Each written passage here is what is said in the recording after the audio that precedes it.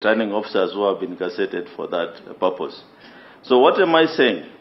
Is that the results belong to the people of Kenya. They are not a secret.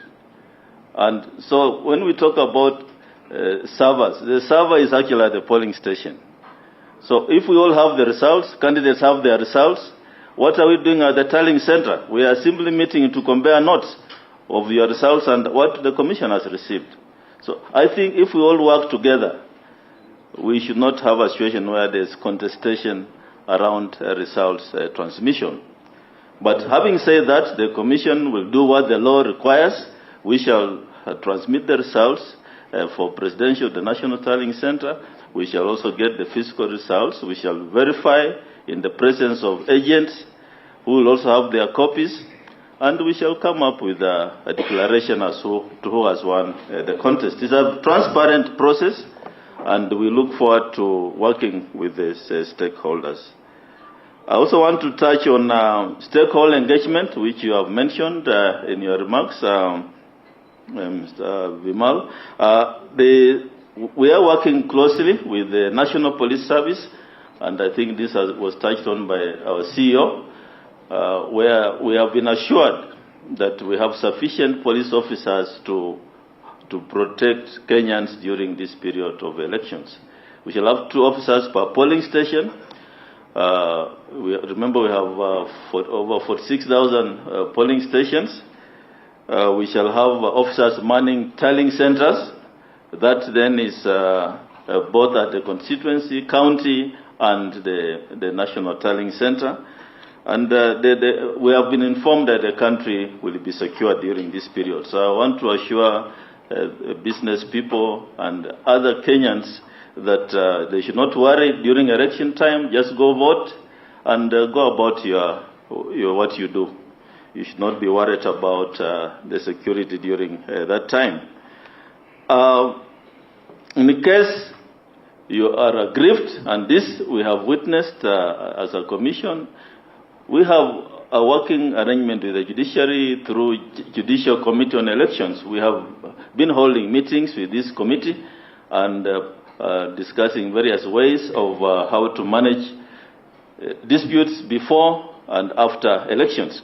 This committee also has arranged trainings for magistrates, judges, which the commission attended and trained the magistrates and judges on how we do the elections. I see from the program that there is some training which will go on after this, and I think it's important that you pay attention so that we move together as a country.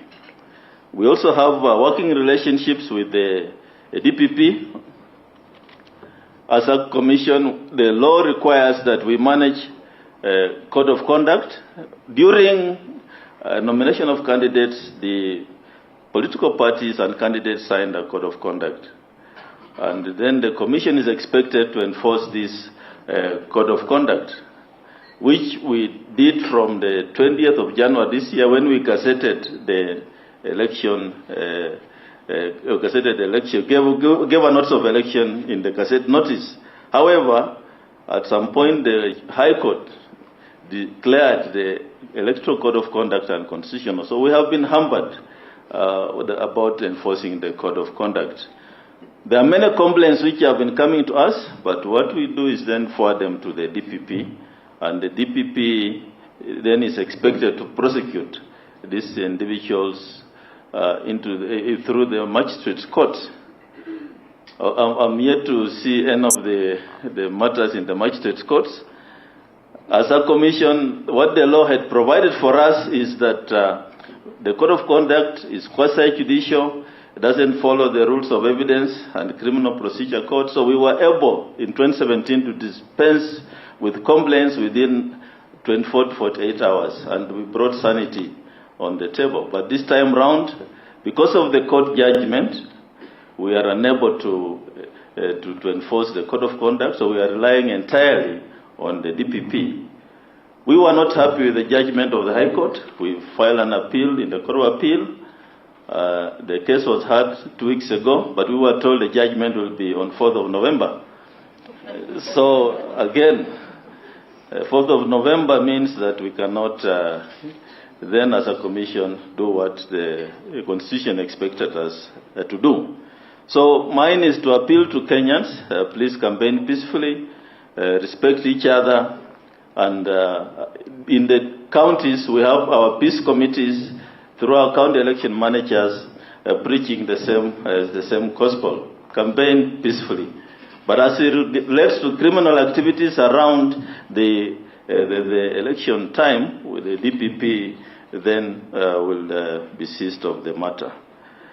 I want to finish off by saying that as a commission, we are committed to work with Kenya Daima, and we want to move together in the remaining 30 days.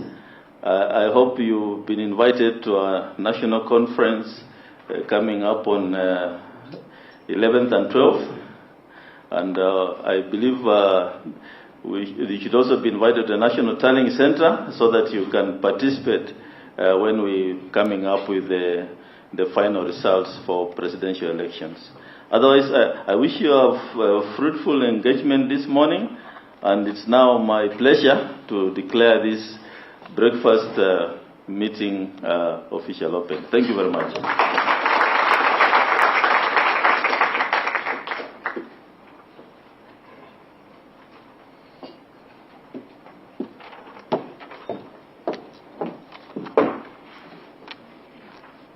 Thank you so much, Commission Chair, and the speakers who have spoken before him. Thank you for the wisdom you've shared with us. Thank you for the blessings. Thank you for assurance that you're going to work with us every step of the way. Thank you for the commitment also to stabilize the country and to work peacefully towards the election day and even management of the post-election period. I would want now to invite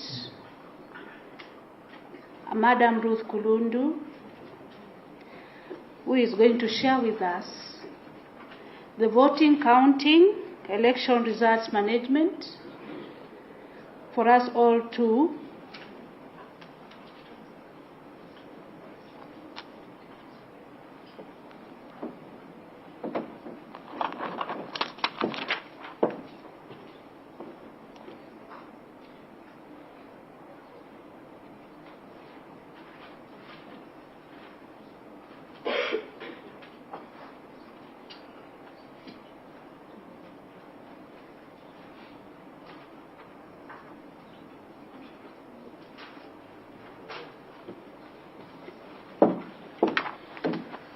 Sorry for that.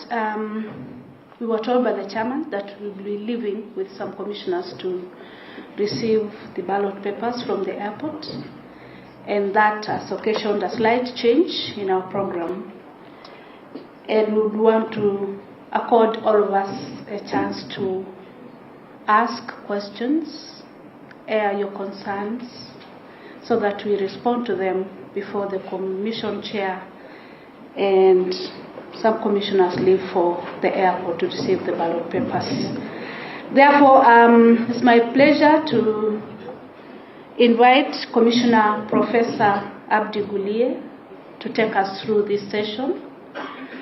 And we will be taking questions in turn, 5 at first, then we take another round. Please, as you air your concern and ask your question, please tell us your name and the organization you work for, then we proceed from there. So we're going to take the first batch of 5. Karibuni sana.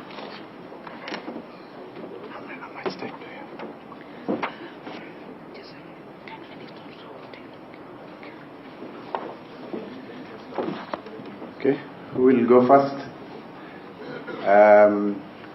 KEPSA members first. I know media people would be interested, but priority is to KEPSA members. Please stand up, ask your question. Thank you very much, Dima, dear Kenya Daima. Chair KEPSA, Chair IEBC, My name is Mdeu Kasanga from the Education Sector Board in Kenya. For us in education, of course, we've arranged a calendar to factor in the elections. So any hints of instability and unsureness cause us a huge potential for disruption. So we have no desire to see disruption. I think I want to hear some clarity on some of the political issues that can possibly cause disruption. And I think it is important to hear whether do we indeed have a manual backup voter register or not. Thank you. Good, thank you. Next. Is he there?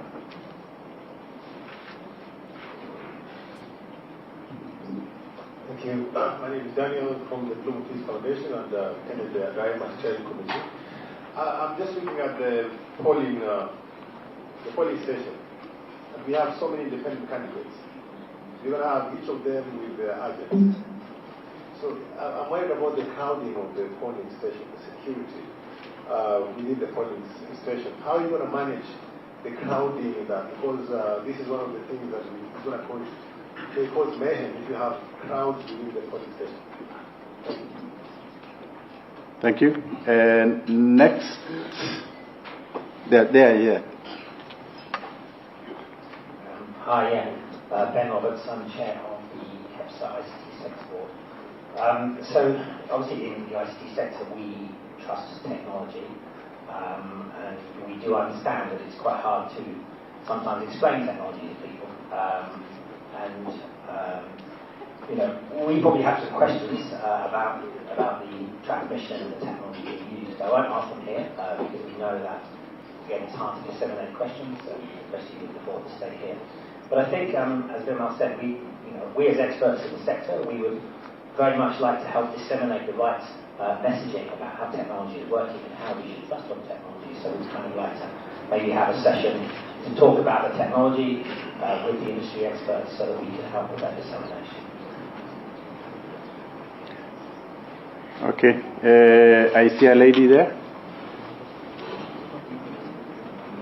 Thank you. My name is Teresa Nyango from Forensic Africa, KEPSA member.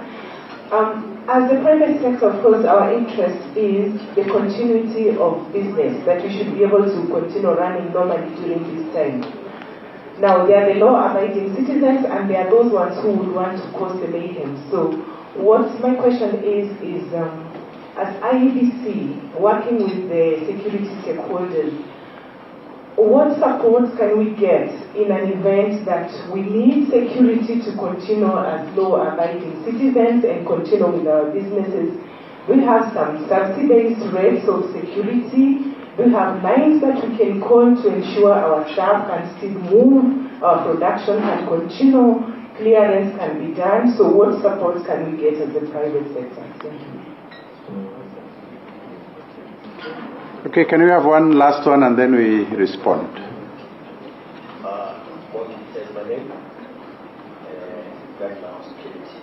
Now, I have two questions, but one has been asked there. Now, the second one is about every day we are seeing the political temperature in this country is going up. And I heard the chairman say that the IEBC has nothing, or there's nothing much they can do to control the temperature. But as much as we prepare for the election, if the temperature continues the way it is going, we may not have a peaceful election.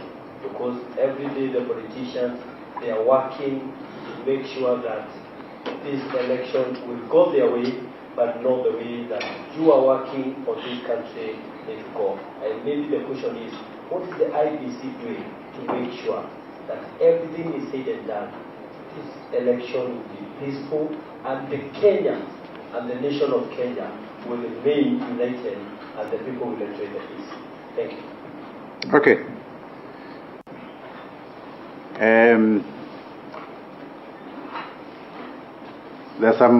The first question is on clarity of some political issues. Of course, the current hot potato is the register, the manual register. The Commission has is abiding by a Court of Appeal ruling which was in 2017. And that ruling was as a result of some people having gone to court. And there was a contestation around a manual register and a digital register. A ruling was made at that time that the primary register to be used is the digital register. This was in 2017. And that in the event of technology failure, meaning the KIMS kit did not work, you turn up at the poll. First of all, for us to allow you to vote, you turn up at the polling station with your identification document that you used to be registered as a voter. And we have two documents that we usually use, people use to register as voters. One is the national identity card, and the other is a passport, particularly for those Kenyans that are outside the country. So these are the two documents of identification that are used for purposes of registering citizens as voters. So on the polling day, you turn up with either of them, depending on what you use to register. And the first thing that is done is to check the identity of the person against the identity of the person registered and is in our database. How do we do this? When we register you as a voter, we take 10 fingerprints. 5 left, 5 right, 10. And out of that, we only need 1 fingerprint to identify you. But we take 10 to spread the risks. Hapa umekuruzwa, imekulika kidogo, wewe ni mtu wa kulima, jembe imekula kwingine. So we take 10 to spread the risk of not being identified. And so that is why we take 10 fingerprints. In addition to that, during registration, we capture your facial image. We take your photograph. And of course, in addition to that, we also take other details, including, your ID number, if you have any contacts, phone numbers, and all that, all those biographic details. So when you turn up at the polling station, the first thing you will be asked is to identify yourself. You produce the document you used to get registered. And once they are certain you are the one, then they will ask you, put your finger on the KIMS kit. If you are in that register, then your details will pop up. Then all that the clerk does is to check the picture on the screen. Is it the person standing there? And if you are, then you will be allowed to go on and you will be issued with a ballot paper, you will go and vote. So in the event that one finger doesn't work, the other 9 fingers are spares. They are there. Sindio? And mark you, the register, digital register, the manual register that people are complaining about is printed out of the digital register. So it's not coming from the moon. It is this digital register which we use to collect your details that we print and bind in form of a book. So there is no way you will be in the book, the manual register, and you will not be in the digital register. Politicians like playing with psyches of Kenyans. But that is the truth. So when you turn up, and for some reason we can't find you, we have tested all your 10 fingers and none of them is identifying you or is popping you, your details are not popping up. What is the second option that was as per the court orders of 2017? It says, if that is the case, probably there is a failure of the kit, is not working. If that particular kit, if there is a failure of the kit and the kit itself is not working, we replace the kit. And this time we are saying instead of 3 kits in 2017 per ward, we have doubled it, we have 6 kits. So if there is a total failure, you have come to the polling station, the kit has refused to work, which means your fingerprints cannot be identified. Then what do? Replace the kit. In that kit we insert an SD card which has the details of the register for that particular polling station.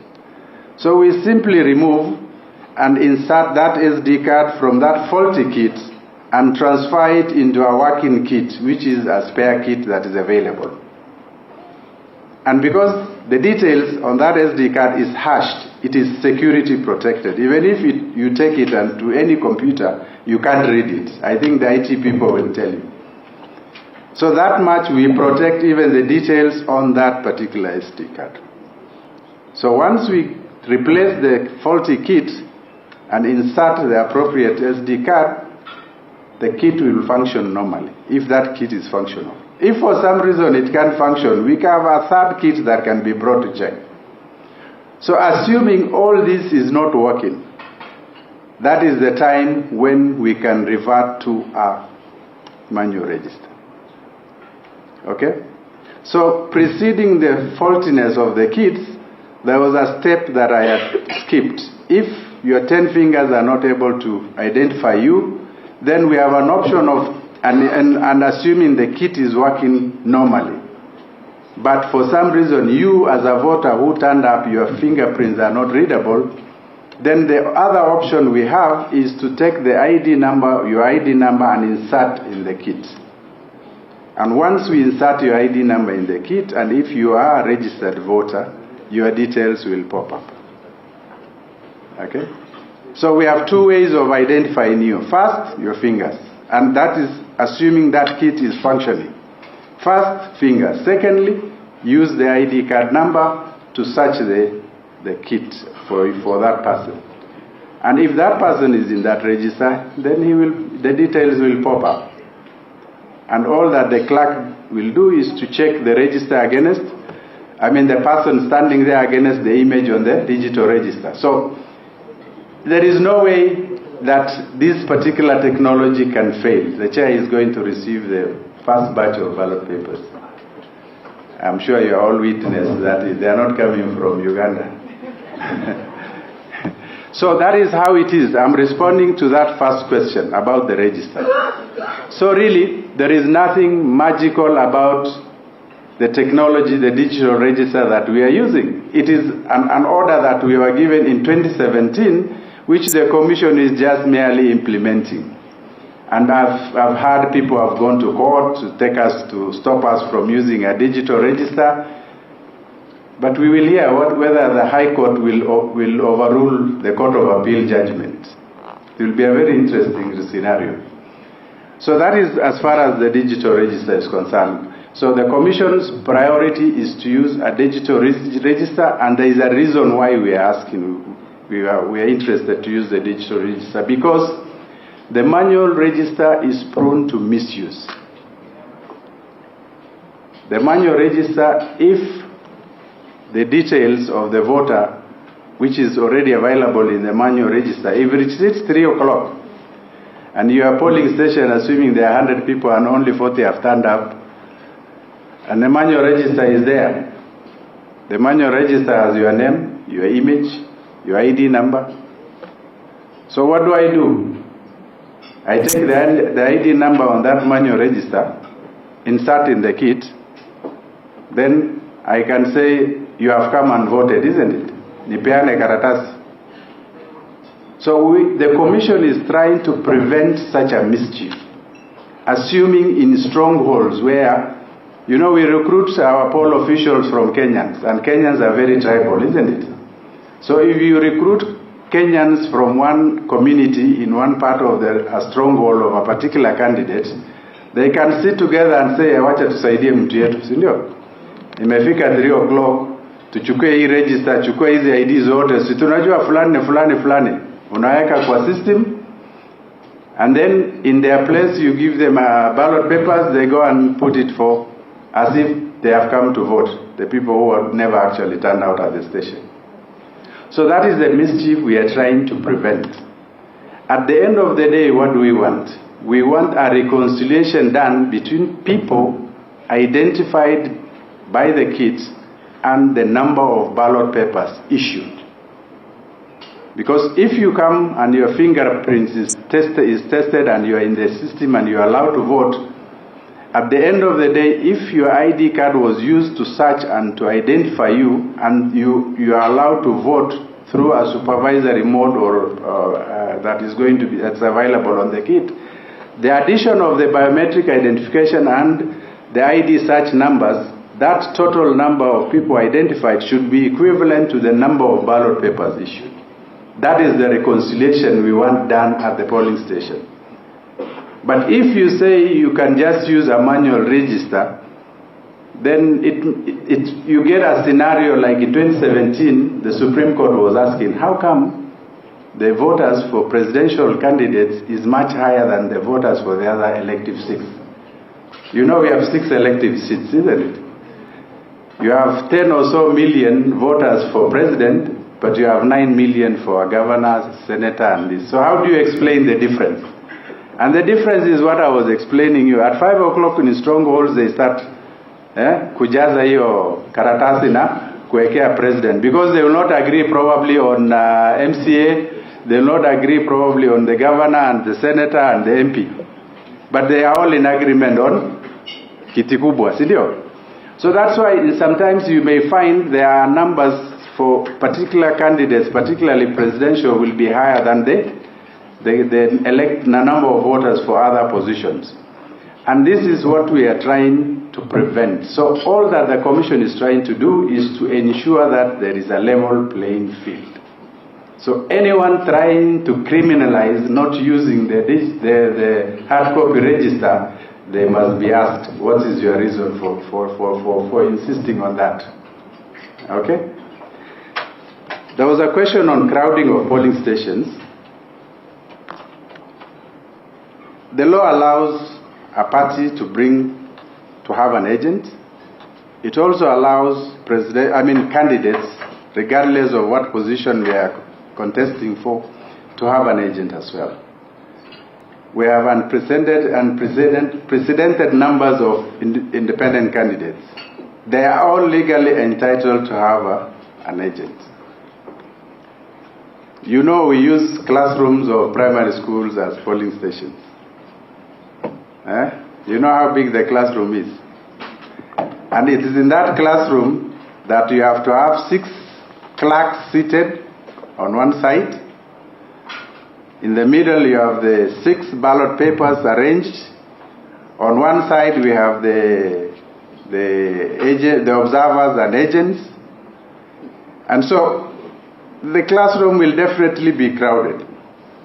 And that's why we encourage political parties to have agents, so that if there is, for example, a party X, the agent for party X can agent for the candidates competing on that party ticket, whether it is MCA, MP, women rep, senator, governor, president.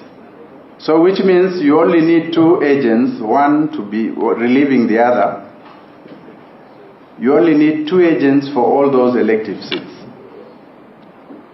And so it's a discussion we are having with candidates on the ground on how to ensure that there is no crowding in the polling stations.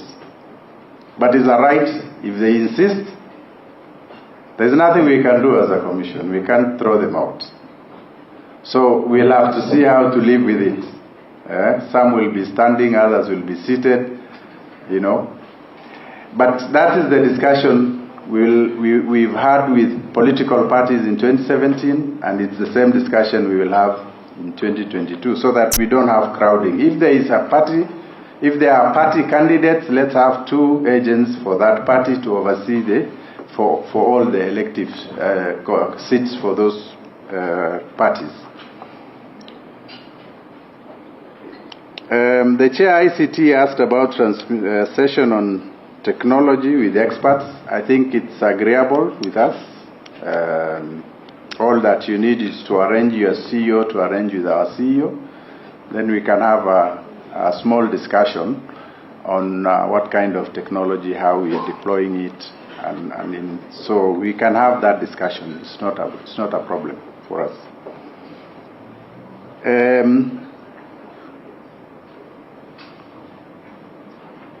Teresa asked about is IEBC working with security agents? And the Commission, as you may be aware, we are charged with the responsibility of conducting elections, but not with the responsibility of policing, isn't it?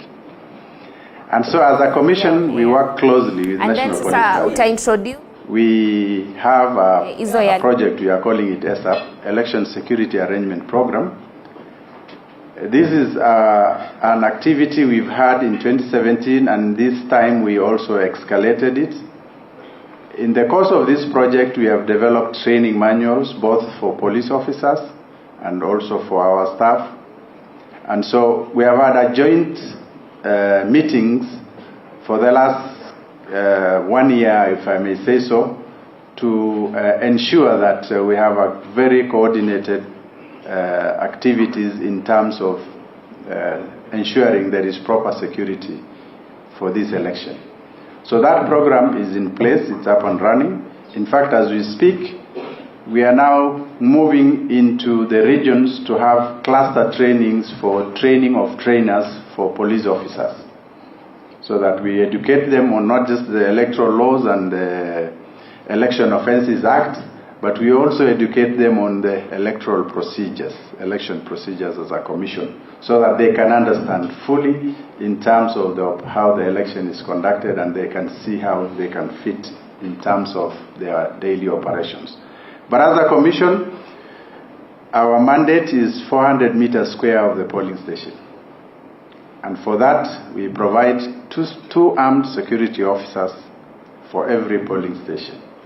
So, and in some instances, we have polling centers that have several polling stations. So assuming a center has 10 polling stations, it means 10 times 2 armed security police officers or security officers. Okay? So we cater for that and we pay for it. But outside the 400 meters square, it's the responsibility of NPS. So maintaining law and order, controlling riotous crowds and all that, the normal police activity, responsibility will kick in terms of maintaining law and order. And that's what we have been coordinating and working on, this election security arrangement program. We will presumably have a joint call center where we will be having incidences reported. We already, each one of us, have a software that does mapping of security in the country, trying to identify hotspots, and we compare notes. We have our own program and they have theirs, and we compare notes in terms of identifying hotspots and paying close attention in terms of maintenance of law and order. But we also will have a joint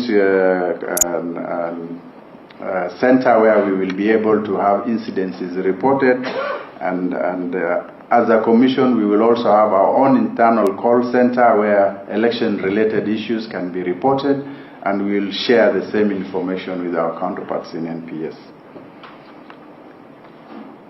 This question of Mwangi, political temperatures going up, how do we cool it? I think it's an activity for all of us, isn't it? As a commission, we are doing our best by trying to be open and transparent in how we are conducting this election. We've had various media briefings, we have had press releases. This afternoon we are going to have a media briefing, and we have asked our stakeholders, particularly politicians, political parties. We have an open door policy, please come and share issues with us. And so by trying to be as open as possible, by trying to make sure that our systems are understood, we hope it will contribute to reducing the political temperatures. But we all know we live in a country where election is a do or die, isn't it? And that's where the problem is. We have glorified politicians to the extent that everybody wants to be a politician. And sometimes I ask, when we clear candidates, they are at the bottom ladder of the IQ levels if you look at their certificates. I bet if you go to Parliament and get their CVs, if they have not gone to university, of which they have decided that they will remove the requirement for degree, which means from Form 4 you can go and walk into Parliament. If you decide to go to university, I bet most of them have passes or lower second class honors. And by the very nature of that kind of category of people, they are always noisemakers, isn't it? And so they hype emotions of people so that they win election.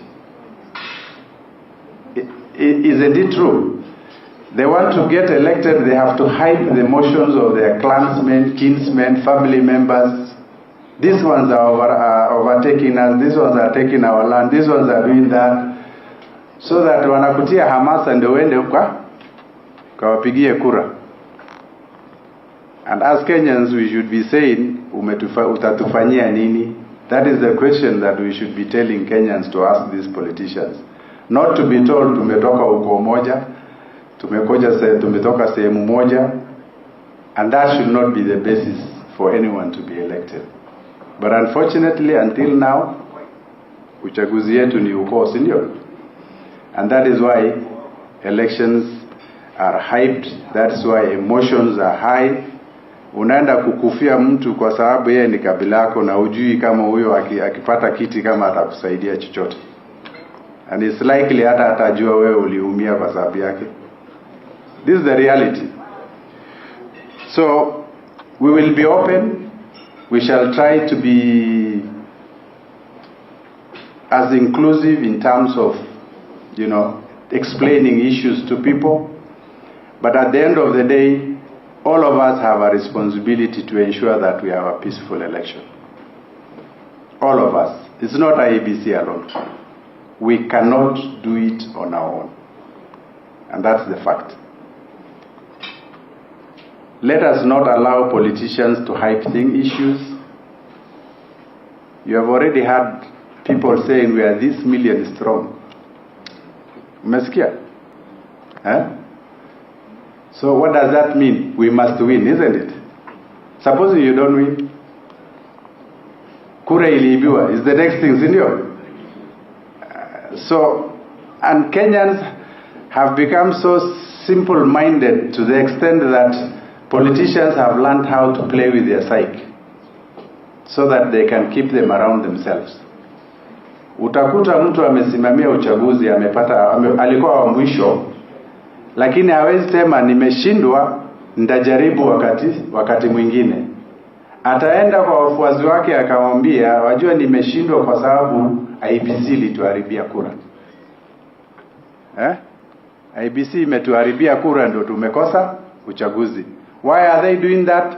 They don't want to be seen to be a loser. Because if you are a loser today, uende ukaambia watu, nimeshindwa leo lakini tutajaribu next time, people will run away from you. Who wants to hang around a loser? And that is how Kenyans are. They have to create a psyche among their supporters so that they don't desert them. And the best excuse to give is IEBC iliiba kura. So we need to think about these issues. We need to make politics to be issue-based so that we move away from this simplistic manipulation of people. Any other question? Kama sijajibu swali useme. Wenzangu wako hapa backup. Vice Chair, anything you want to add? Commissioner Wanderi? There's a question here. And there. Vice Chair, mtakuja hapa sasa mjibu hizi maswali. Thank you very much. Okay. I'm Super Churchill, and I represent the civil society in the steering committee of the and thank you for speaking very broadly and making references to some of the anxieties out there.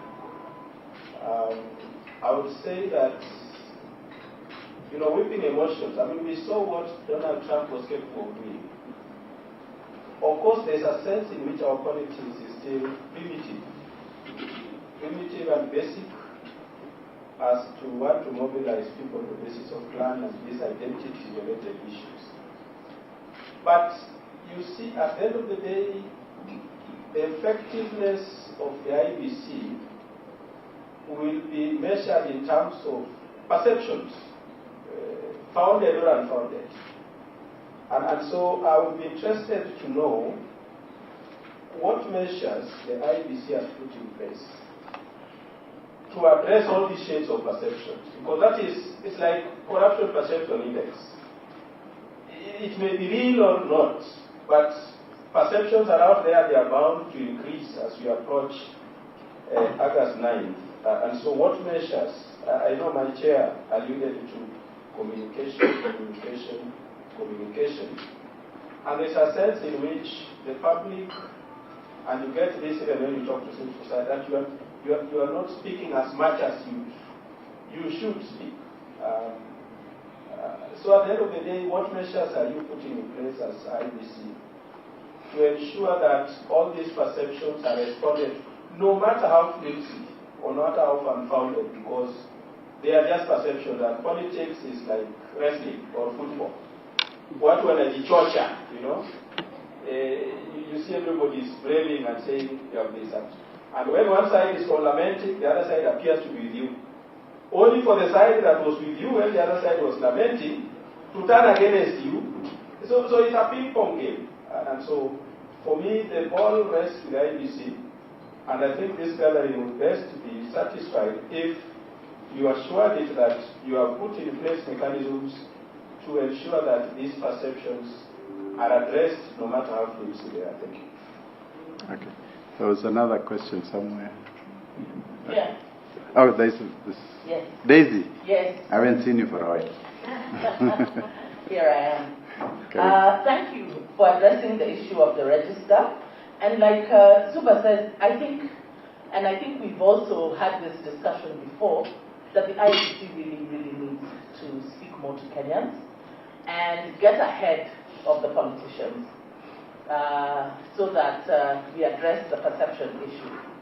My question is about the transmission of results, and specifically in relation to the areas where there is insufficient coverage, because IEBC is on record as having stated that at least 1,100 polling stations do not have the sufficient coverage. And of course, well, that is not an IEBC thing, CAK, but this is a problem that persisted from 2017. How is that being addressed? Then there was also the issue of the test run that was done last month with 2,900 stations, which also was not very successful. So are we going to have another test run of transmission to see how the system is working, and what is IEBC doing to address that challenge of low coverage? And are you working with the CAK to address this? Thank you. Okay. Okay, there. My name is Wesley Siela, and I'm from the agricultural sector, and we have a big number in terms of labor intensity. And so I wanted to understand, first of all, to say thank you for what you're doing. I think you're doing a good job in terms of preparation for the elections. I wanted to understand what is the expectations of IEBC on the private sector, especially in terms of the release of the employees to go and vote. Some of the operations, of course, in some farms may not stop, and we need coordination in terms of releasing these people to go to the polling center. So exactly what will be expected of the private sector in terms of that? Thank you. Okay, maybe one more. Then.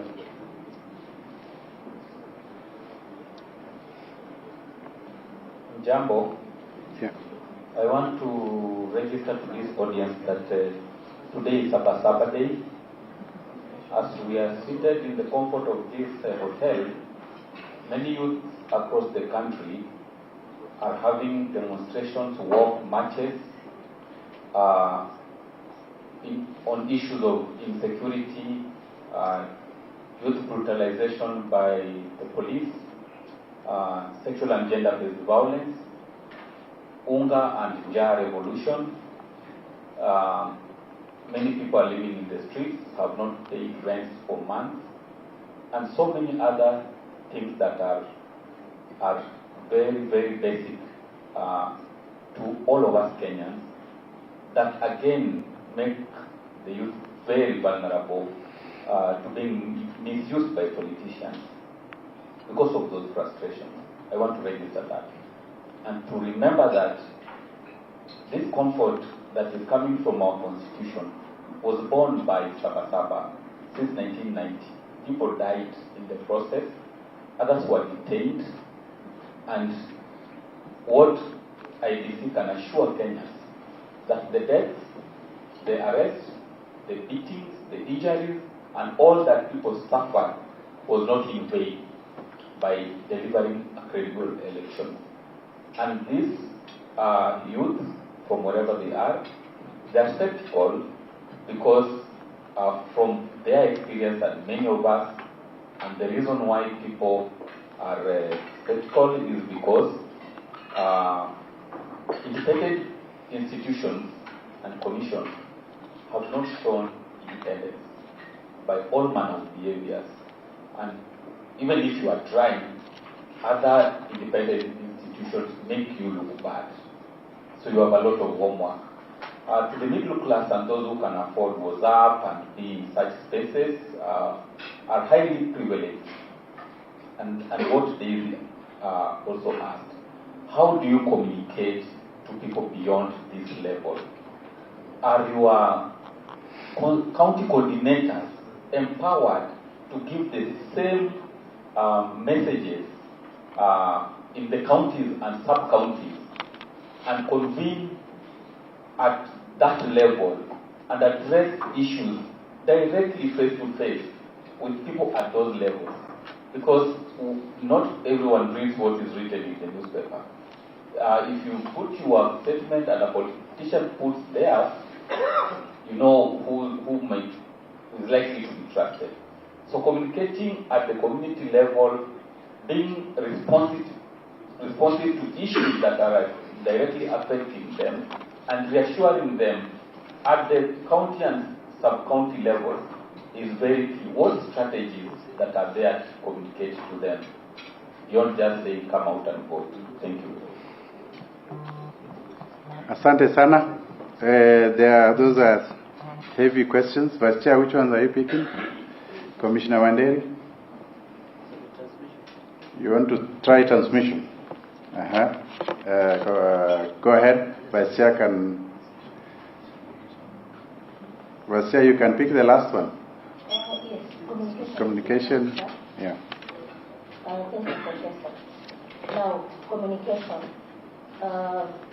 Basically, what has IEBC done to effectively communicate, knowing that politicians stir up emotions of the people? And this is what we do as the Commission. We have had stakeholder engagement because we realize the importance of stakeholders. There are things that when they are spoken by IEBC, they sound different, and when they are spoken by a third party, yourselves. We've met with religious bodies, we've met with the political parties, in fact, many times. We've met with youth, people living with disabilities, and the women. And this, we have structures that run to the counties, run to the constituency. Because IEBC, we have staff that are permanent and pensionable. 47 of them in all the counties. We have 290 of them in the constituencies. Now, they are also mandated to have stakeholders engagement, and that they've been having. For example, when we were doing the enhanced continuous voter registration, we had in the national level, the engagement with our stakeholders, and then the same was replicated in the county level and in the constituency level. Because we realized that when we speak up here, not everyone hears us.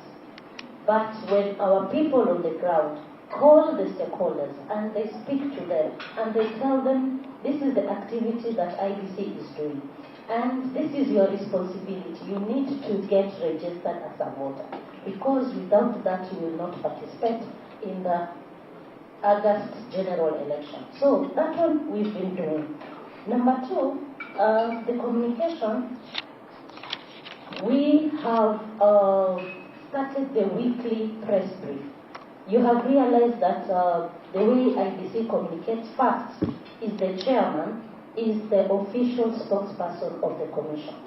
So our structure is that when we are doing a new activity, the chair together with the commissioners will call a press brief and inform the country this is what we are doing. Then after that, it is followed up by commissioners getting into the media houses and FM stations and talking to the Kenyans about the activities and the status of preparedness, what we are doing. We've had even commissioners and the staff going to the local FM stations where we speak our own very mother tongues. Yeah, we speak our languages. We have a commissioner who is from Rift Valley, Irene Masit. She's been out there speaking to the people. We have Nyang'aya, who's been doing a lot of the Luo.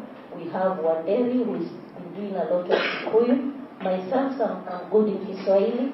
And that one, so that we reach the people down there on the grassroots level.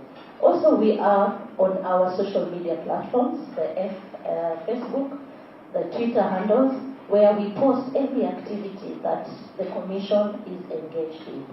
So, as a commission, all these avenues we have invested in it. And going forward, we are going to have frequent media press. Today, the chairman has already announced that he's going to do a press brief. We wanted to be having it every Monday, but the activities of the commission sometimes do not allow us to have it consistently every Monday. But because we are in the last month, we are 34 days to election, so these press briefs are going to be frequent, even after 2 days, so that we tell the country this is the stage where we are and this is what we are doing. This is the milestone that we are running today, and tomorrow there is another one that is unfolding. So I have loved one point with this sitting, that KEPSA, Mkenya Daima, you have volunteered to sit with us, to enhance our communication platform. And that one is welcomed. So this is one of the pointers, Professor, that after this, we'll have a small team that will give us a boost in this communication front, so that we are very, very effective upfront in answering the questions and upfront before the politicians go out to spear some mud. But for IEBC, we are committed for a free, fair, and credible election. Thank you very much, Commissioner Wanderi, on transmission. Thank you, Vice Chair, for those comments. Mine, I want to take the issue of transmission and the simulation that has been asked. First and foremost, let me agree that our simulation was not as good as we would have liked it to be. We were about 87%. However, we covered the whole nation. We did the simulation whereby the results were transmitted from every ward in the country. So we had 2 polling stations in every ward.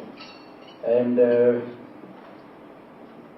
because of lack of preparedness, from the point of view that we were not able to get all the service providers with us.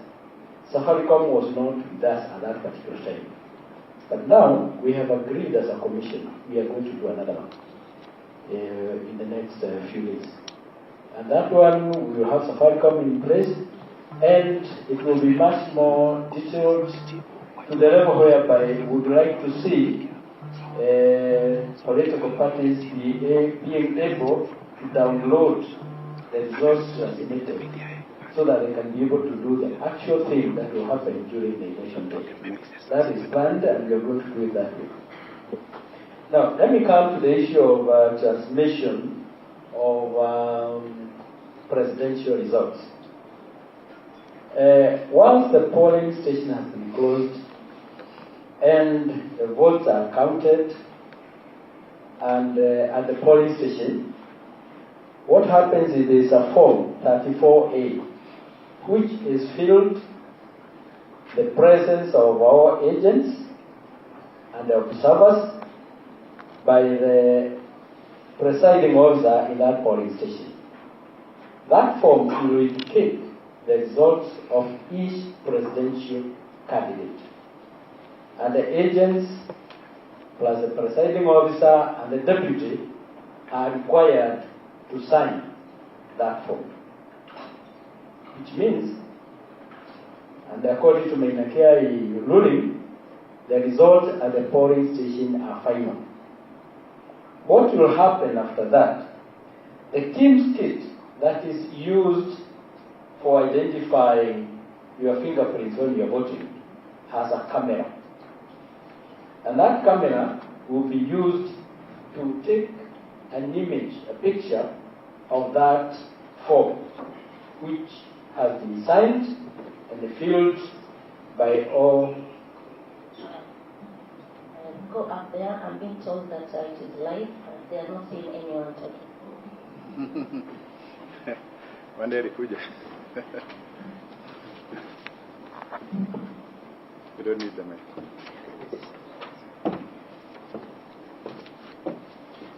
Okay. Okay, thank you, Fund. Let me repeat. This was about the simulation.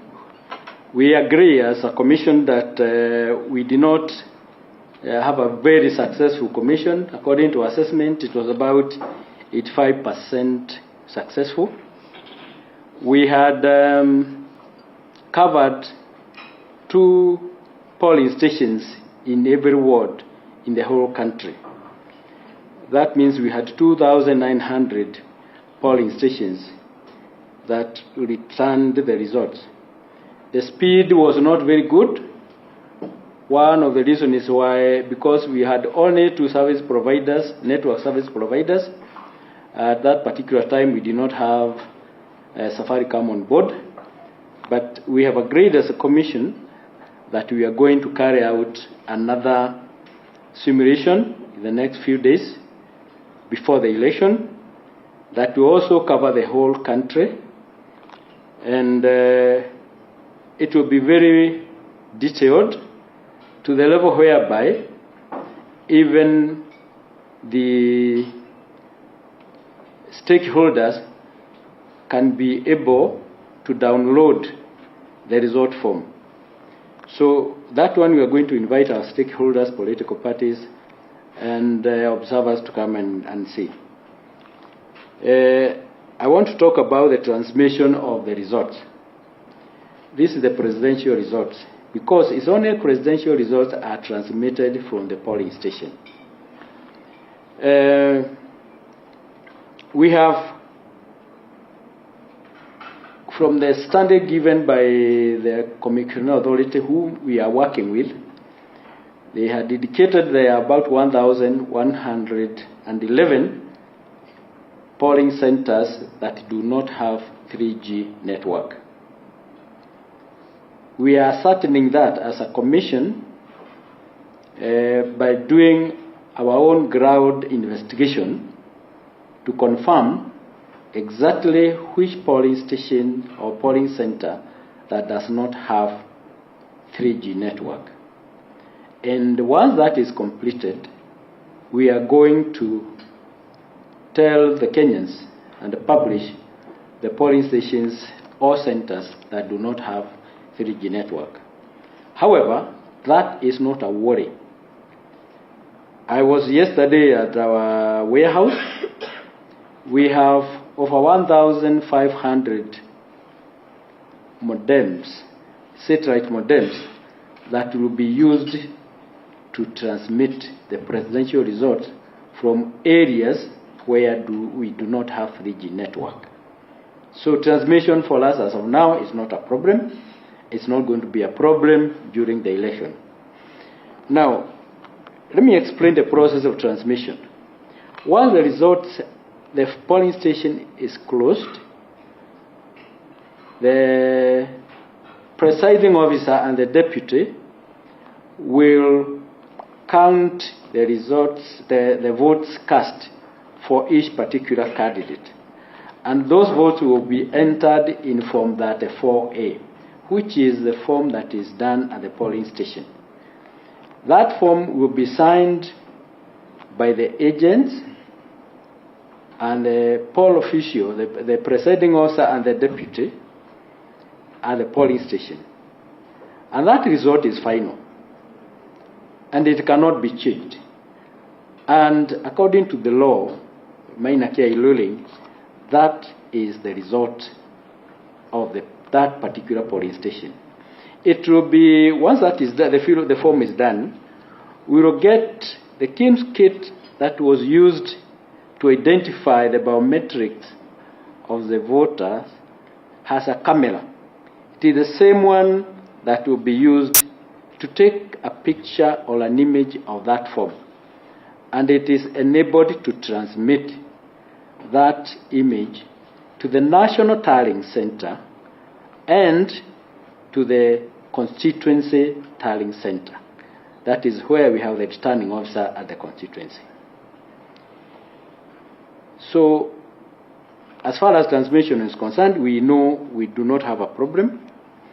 Now, once that is done, the constituency returning officer will collate all the forms from all the polling stations within that constituency. And they will be able to add the totals to form Form 34B, which will also be transmitted to the National Tallying Center. At the polling center, we are inviting media. If you can, we have media that can cover all the 46,233 polling stations.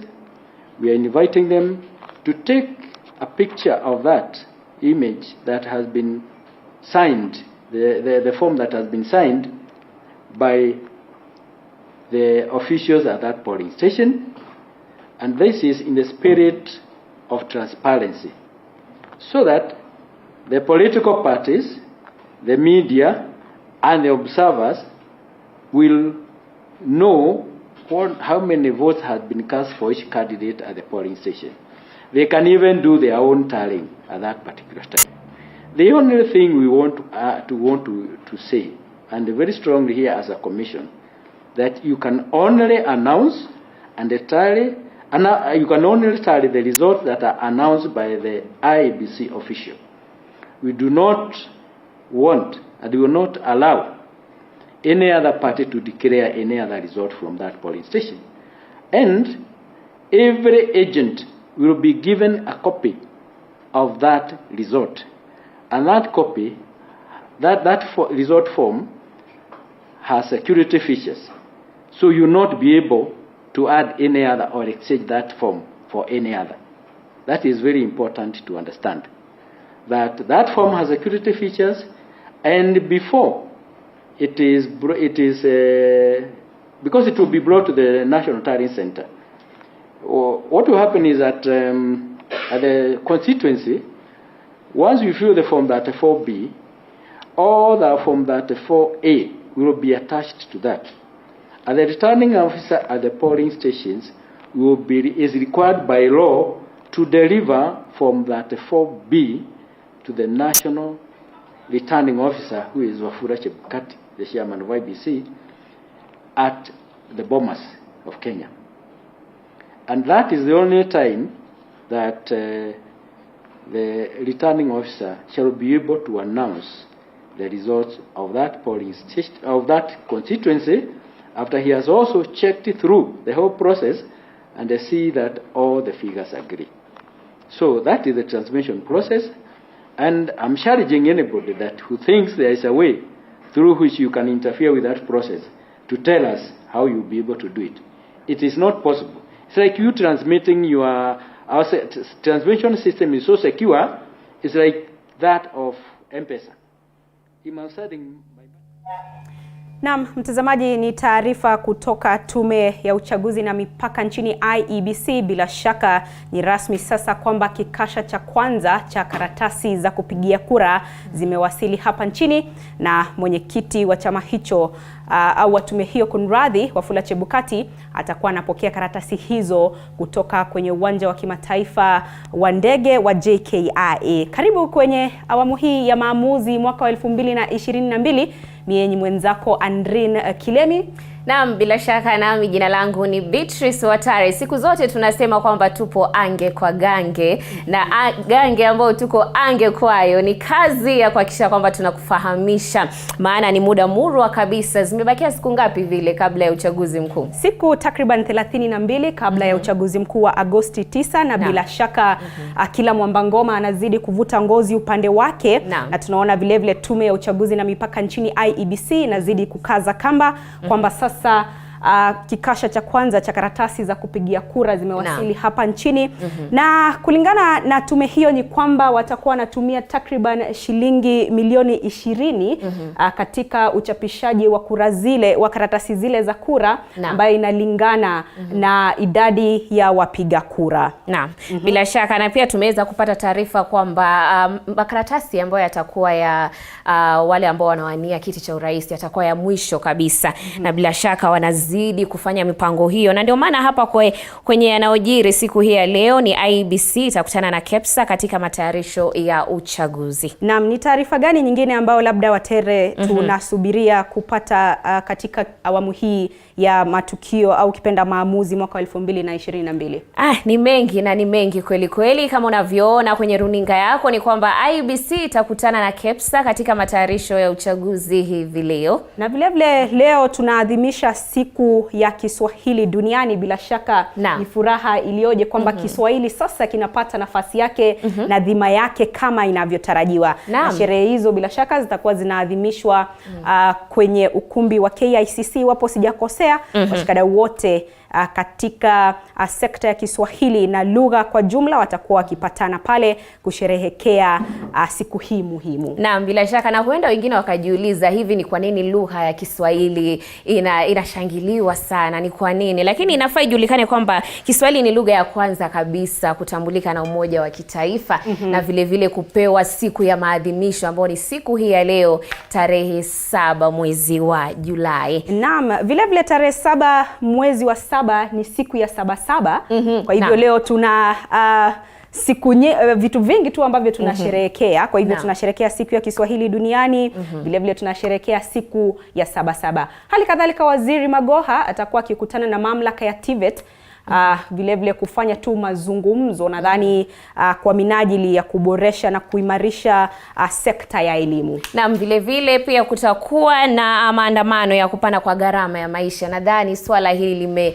limezua tumbo joto katika taifa lote tuseme. Kwa hivyo bila shaka ni mengi ambayo tumeweza kuandalia siku hii ya leo, na bila shaka labda Andrin ungeweza kutufahamisha ni yapi ambayo tutakuwa tunayatarajia hapo kwenye mazungumzo ya leo. Baadaye kwenye mazungumzo tutakuwa tunaangazia siku ya Kiswahili duniani. Bila shaka studioni nitakuwa na mhadhiri mwandamizi kutoka chuo kikuu cha UON, Bwana Ayub Mkhwana. Atakuwa anatusaidia katika kuchanganua na kudadavua masuala mazima kuhusiana na nafasi ya lugha ya Kiswahili hapa nchini, na vile vile ni masuala yapi ambayo tunastahili kurekebisha kuhakikisha kwamba Kiswahili kinatumika kwa njia inayostahili. Hayo ni katika awamu ya kwanza. Katika awamu ya pili tutakuwa tunaangazia kisunzi cha wagombea huru. Manake Jaji Mrima ambaye ni jaji wa mahakama kuu aliweza juzi kutoa amri au kutoa uamuzi kuhusiana na kile kipengee katika katiba, kipengele cha 37 kuhusiana na kuwasilishwa kwa nakala za vitambulisho vya wale wapiga kura. Kwa hivyo utakuwa studioni na mgombea huru, vile vile utakuwa na wakili na hali kadhalika atakuwa na mwanaharakati. Wote hawa watakuwa tu wakitusaidia kuweza kuelewa kikamilifu uamuzi huu una maana gani kwa wananchi kwa jumla. Naam, inamaanisha kwamba lako ni jicho tu pale nyumbani. Hakikisha kwamba unatembea nasi hadi tutakapo tamatisha. Hebu tupe methali ya leo. Haya mtazamaji, tupate methali ya siku.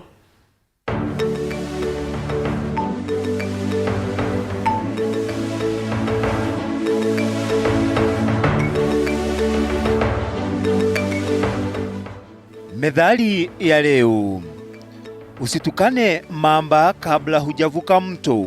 Maana yake, usikorofishane na watu wenye uwezo na ambao unawategemea kufanikisha azma yako. Wanaweza kukuzuia au kukuharibia. Methali hii hutuonya dhidi ya kukorofishana na watu wenye uwezo ambao wanaweza kutuvurugia mambo. Methali yenye maana sawa ni usitukane wakunga na uzazi ungalipo.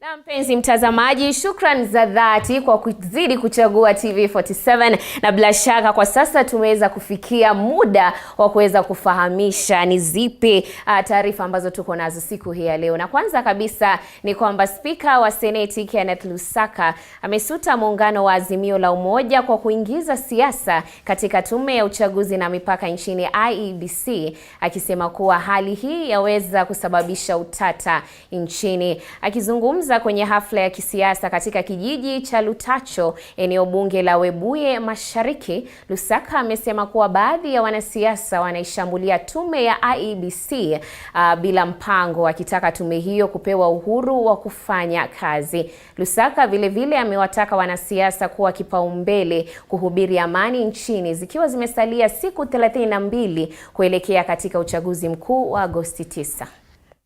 Jitayarisha kusimamia kura, na tuna imani kwamba kura itasimamiwa vizuri. Sisi tuulize kura, tujiandae, tupige kura ya amani. Kwa hivyo kuanza kuleta mambo ambayo inaweza kuleta tena tension katika nchi, tuachane nayo. Naomba wenzangu wale ambao tunauliza kura, tusiseme mambo ambayo inaweza kuleta tension. Tuulize kura kwa amani, tuache IEBC ifanye kazi yake. Sisi tutayarisha watu wetu, tuende kupiga kura tarehe 9, wachague wale viongozi ambao wanataka. Wametoa utafiti mwingine wameonyesha kwamba saa hii kama kura ingepigwa, William Samoei Ruto ako mbele na 52%. Raila amefuata na 39%. Na kura kama ingepigwa last week Jumamosi, Governor wa Bungoma angekuwa Kenneth Makelo Lusaka na 60%. Wangamati yako na 37%. Kuna barabara imetengenezwa kule Bungoma, kilomita 6 wametumia 1.3 billion. Yani kilomita moja ni 200 million. That's the most expensive road nimewahi kuona. It has no footpath, hakuna mahali ya watu kutembea kwa miguu na kuendesha baisikeli. Vitu kama hizo ndio wanataka tukuchukua pesa. Afadhali hata mwananchi mwenyewe apaki nayo badala ya kupeleka mtu mmoja aweke kwa mfuko. Na tukiachana na hayo ni kwamba kinara wa chama cha Ford Kenya ambaye pia ni seneta wa Bungoma Moses Wetangula amejitenga na shutuma zilizoibuliwa na mrengo wa Azimio la Umoja zikimhusisha kuwa na uhusiano wa karibu na wafanyabiashara wa kampuni ya Ugiriki iliyopewa kandarasi ya kuchapisha karatasi za kupigia kura. Mwanahabari wetu Boniface Baraza anatupa taswira kamili. Seneta Moses Wetangula ambaye pia ni kinara wa mrengo wa Kenya Kwanza akiongoza misururu ya kampeni ya mrengo huo katika maeneo bunge ya Cherangani, Kwanza, Saboti na Kiminini kwenye kaunti ya Trans Nzoia amejitenga na shutuma hizo. I want to make it very clear that I have no interest whatsoever in any paper business, list ballot printing for any elections. I do not trade in paper. I do not trade in printing. I am a full-time politician and lawyer. Wetangula aidha amesema hiyo ni mbinu ya masuba wake wa kisiasa wa zamani kulenga kumpaka tope na kumchafulia jina kufuatia uamuzi wao wa kuipa talaka ndoa hiyo ya zamani. That this kind of hate campaign by people we have had a strong political relationship with and then divorced are the same fellows who are trying to track and create despondence against people who they want to work with but who can't work with. The truth is that they are not able to get anybody to replace the space left by Musalia and myself. Madai hayo yaliibuliwa na mrengo wa Azimio la Umoja, huku mrengo huo ukiandikia barua tume ya uchaguzi na mipaka nchini ya IEBC. Hiyo mambo ni mambo si serious. Na mnajua, mimi najua Wetangula atakanusha. Lakini mjue zile skando zote Wetangula amekuwa, hakuna hata moja amekubali. Unajua, mimi nilisikia jana jamaa mmoja akiongea, anasema ati Wetangula anajisifu kwamba yeye na Chebukati ni cousins, wanatoka nyumba moja na watapanga mpango mmoja. Jaribu kupanga uone, my friend. Kadhalika, Wetangula akiwarai wapiga kura wa kaunti hii kuunga mkono azma ya naibu rais William Ruto kuwa rais wa 5, amemtaka Rais Kenyatta na msuba wake wa handisheki Raila Odinga kustaafu kwa pamoja ifikapo Agosti 9. Tarehe 9 mwezi wa 8, Rais Uhuru Kenyatta afunge virago, astaafu, aende nyumbani, na sisi kama serikali tutamupa heshima yake, tutamlinda. Na Raila naye afunge virago, aende Bondo, akae huko, atapata pension yake kama former prime minister. Sisi ni Kenya kwanza. Mheshimiwa Musalia Mudavadi pamoja na Badilida Weta walienda wakakaa pamoja na wakasema tutembee na William Samoei Ruto. Kenya kwanza ni nyumba ya watu wote. Tunawarai watu wa Bwai, tunawarai kina baba zetu na mama zetu. Pale juu tunaomba mumpe William Samoei Ruto. Vijana wetu watapata kazi kwa Kenya kwanza. Kwa hivyo hakuenda tu kwenda namna hii. Wetangula anapojitetea na kujitenga na madai hayo yaliyoibuliwa na masuba wake wa kisiasa wa zamani, ameahidi mapambano makali ya mchuano wa Ikulu ijapo Agosti 9 yatakayohakikishia mrengo wa Kenya kwanza ushindi. Bonfas Barasa, TV47, kaunti ya Trans Nzoia.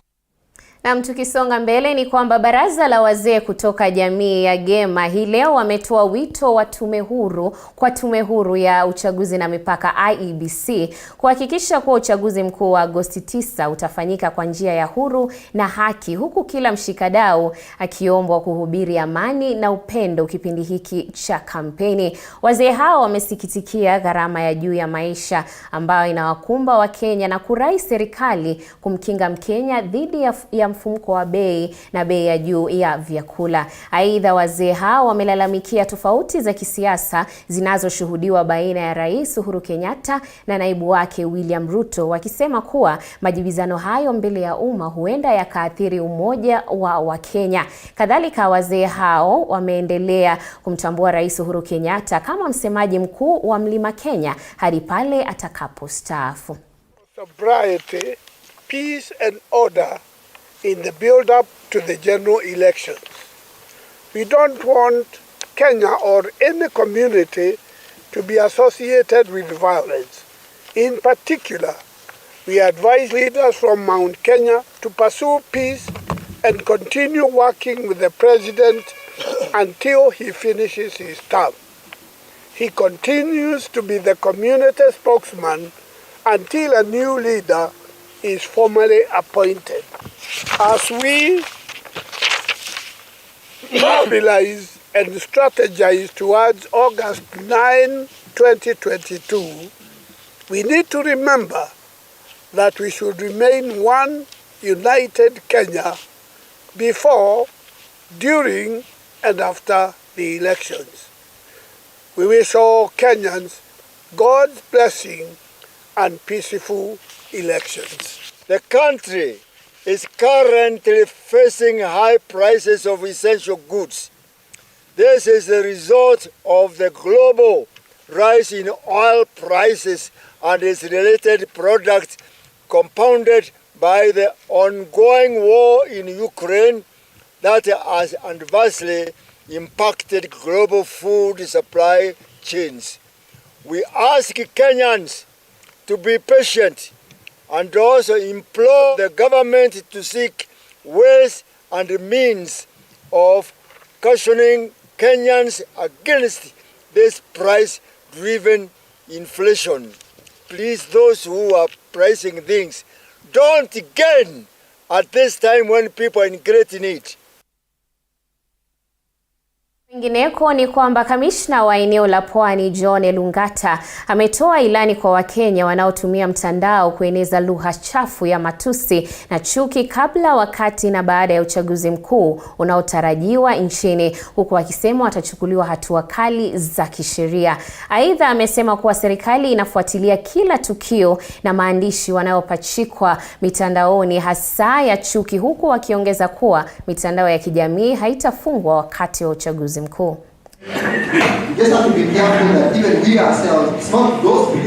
Some of the church could be silent, but the truth is, like for the Kenya Assemblies of God, we are busy. We've just finished all our going around the country to pray for our nation and to help them understand that it's important for them to live right, maintain peace, and walk right. Of course, possibly because we don't do press conferences, that would be construed to being silent. As we approach 9th August 2022, some of the threats to a successful general election that we need to confront include the evil of bribery, the undue interference with electoral processes through political hooliganism, general violence and intimidation of voters to dissuade them from freely exercising their democratic rights, and the enduring abuse of social media platforms such as Facebook, Twitter, WhatsApp, and the blogosphere in propagating misinformation and disinformation. The vitriol and hate speech and incitement on social media is on the rise at political campaigns and is compounded by propaganda and Tukisonga mbele ni kwamba idara ya usalama ikishirikiana na mashirika kadhaa yasiyokuwa ya kiserikali imezindua zoezi la matembezi, ikiwa lengo ni kuwahamasisha wananchi kudumisha amani kabla na baada ya uchaguzi mkuu tarehe 9 Agosti. Akizungumza katika shughuli ya uzinduzi wa zoezi hilo, naibu wa kamishna wa kaunti ya Busia Kipchumba Ruto amewaonya wanasiasa dhidi ya kutumia vijana kuzua vurugu katika mikutano ya wapinzani. Vijana pia wametahadharishwa na kuhimizwa waepukane na kutumiwa na wanasiasa kuzua vurugu kwa kutumia lugha ya uchochezi. Na matakwa ya katiba and to allow Kenyans to exercise their democratic rights which are enshrined in the constitution, kuchagua viongozi wao for the next 5 years, lakini they must elect them in a peaceful environment. We know the youths are being used here, and the police are on the top of the things. The government is also on the top of things. We are doing investigation, we are surveilling. Kuna timu ya NCIC, ile tume ya uwiano, wako within. Na CID also wako, DCI, wako mistari ya mbele, to make sure things will be okay. Ningependa kuhimiza vijana wenzangu, let's avoid hate speech. Yenye italead kwa mambo na unrestfulness during hii mambo na election. Let's uphold peace na pia tuweze kuzingatia mambo na to avoid mambo na Na tukisonga mbele ni kwamba serikali la kitaifa limeongeza muda wa curfew katika kaunti za Baringo, Elgeyo Marakwet na Pokot Magharibi kwa muda wa mwezi mmoja. Mwelekeo huu uliotangazwa na kamishna wa bonde la Ufa Maalim Mohamed inatarajiwa itasaidia katika kuimarisha hali ya usalama katika kaunti hizo tatu. Kwa miezi kadhaa sasa, hali ya usalama katika kaunti za Baringo, Elgeyo Marakwet na Pokot Magharibi imekuwa ikizorota. Maisha ya wakazi katika maeneo haya yalibadilika, huku wengi wakilazimika kutoroka makwao na kukimbilia katika kambi za maafisa wa polisi na shule. Shughuli za masomo zilitatizika na shule kadhaa kufungwa. Ni hali hii ndio ililazimu serikali kutangaza curfew ya mwezi mmoja iliyoanza tarehe 7 mwezi uliopita. Na sasa amri hiyo ya kutotoka nje kuanzia saa 12 jioni hadi saa 12 asubuhi ikiongezwa. na hiyo amri ya kutotoka ya siku 30 unafikia kikomo leo. Na kwa sababu tumeona matunda ya hiyo dusk to dawn curfew, tumeweza kupata silaha kwa wingi, mambo ya amani umeshuhudiwa, kuna hali ya utulivu. Nataka nitangaze ya kuwa hiyo mambo ya kutotoka nje tutakuwa tumeongezea siku 30 zaidi. We are going to extend the dusk to dawn curfew by another 30 days effective tomorrow. Kulingana na serikali, baadhi ya wahalifu wameanza kutorokea katika kaunti jirani. Kwa sababu tumeona hao wahalifu wameanza kutorokea sehemu zingine kama sehemu za Turkana kusini, Turkana mashariki na pia katika sehemu za Pokot kaskazini. Hata hivyo, wakazi kutoka kaunti za Baringo, Elgeyo Marakwet na Pokot Magharibi wamehakikishiwa usalama wao, hususan wakati huu ambapo imebakia takriban mwezi mmoja kabla ya uchaguzi mkuu kufanyika. Sharon Baranga, TV47. Naam.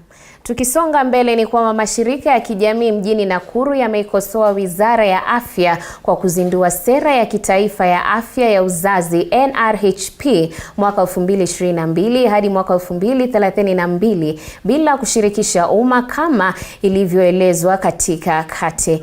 Na tukiendelea ni kwamba mratibu wa shirika la afya ya uzazi Martin Lunalo alisema kuwa maoni ya wataalam kuhusu afya ya uzazi hayakuzingatiwa na sera hiyo haizungumzii masuala muhimu kama vile viwango vya juu vya uzazi vinavyotokana na waviaji mimba usio salama. Msimamizi wa programu wa shirika hilo Quinta Chemutai amesema kuna wajibu wa kuzingatia mahitaji na maslahi ya umma, including involvement of adolescents as far as healthcare services is concerned in this country. The policy is going to be launched without a draft of the same policy to the people, to the key stakeholders who was involved or who are involved in this process. How do we launch a document that is not in the public domain? It fails to address deaths caused by unsafe abortion by refusing to make provision for safe abortion in cases of health or life being in danger or for emergency treatment as provided for in our constitution. It takes Kenya steps backwards in accessing to reproductive health by seeing to be an overarching document that overrules existing policies and many other previously developed Ministry of Health documents. Tunaomba hii sheria ambayo inataka kuzinduliwa, tunaipinga kabisa. Tunaomba zile amendments zenye civil society walikuwa wameweka ziangalio sana, kwa sababu zitatusaidia sana kama pale. Hizi kesi zitapunguka, hizi mimba za mapema zitapunguka, na tunaomba kwamba kama pale watu wa pale mashinani, tunaomba ni serikali itusikize, kwa sababu sisi ndio kama wazazi pale, shida zinatutokezelezea kila wakati. Na mpenzi mtazamaji, natoa shukrani kwa kuzidi kuungana nasi, ila tutaenda mapumzikoni japo kidogo tu, ila zidi kusema nasi kupitia pale mtandao wa Twitter @TV47KE. Tutakuwa tukirejea naye Andrini ili tuweze kuanzia maongezi ama tuseme mahojiano ambao tutakuwa nayo siku hii ya leo. Kwa hivyo zidi kuwa nasi.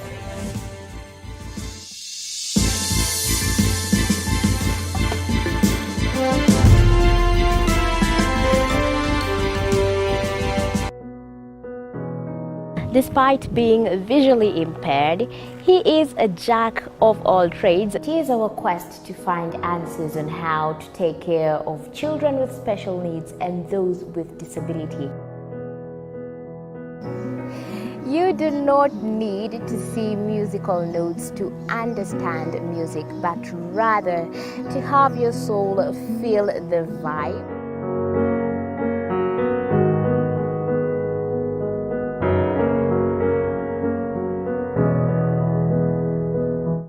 Actually, for us to make a wheelchair, we have to take measurements of the user. After doing my assessment, I get to know the parent, I get to know the heaviness she's carrying. Disability comes at different stages of life.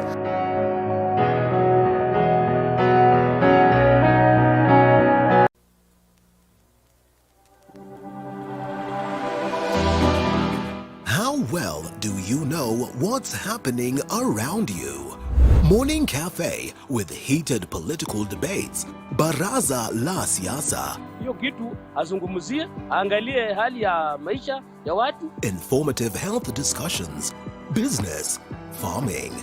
Tasty Wednesday, Fitness Thursday, and Feel Good Friday with amazing DJs, celebs, waimbaji, kuna comedians, alafu kuna wajinga, and music bands every Monday to Friday from 6 a.m. to 9 a.m.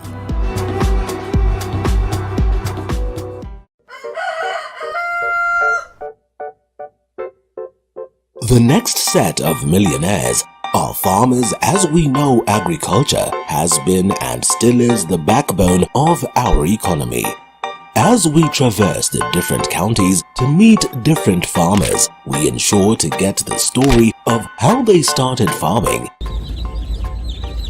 and even how they continue to penetrate the market and overcome the challenges.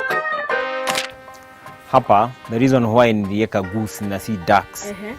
Goose, they are very easy to maintain. A lot of farmers keep on calling, inquiring whether you're supposed to raise some seeds in the nursery or you're supposed to do them directly in the field. The greenhouse helps us control the temperature because the temperature needs to be between 28 to 32 degrees. Walk this journey with us every Sunday at 6:30 p.m. It's no secret, construction ain't cheap. But how do we make it affordable? Different individuals are finding ways of cutting down cost by use of pre-stressed slabs other than reinforced concrete, recycling plastics to make pavers. The brick is stronger, it's cheaper, and it's lighter. And recycling wastewater in your household. What happens to my waste from the washroom, the solid waste? All that can break down. Those are just but a few. Every Tuesday at 7:30 p.m. we talk construction.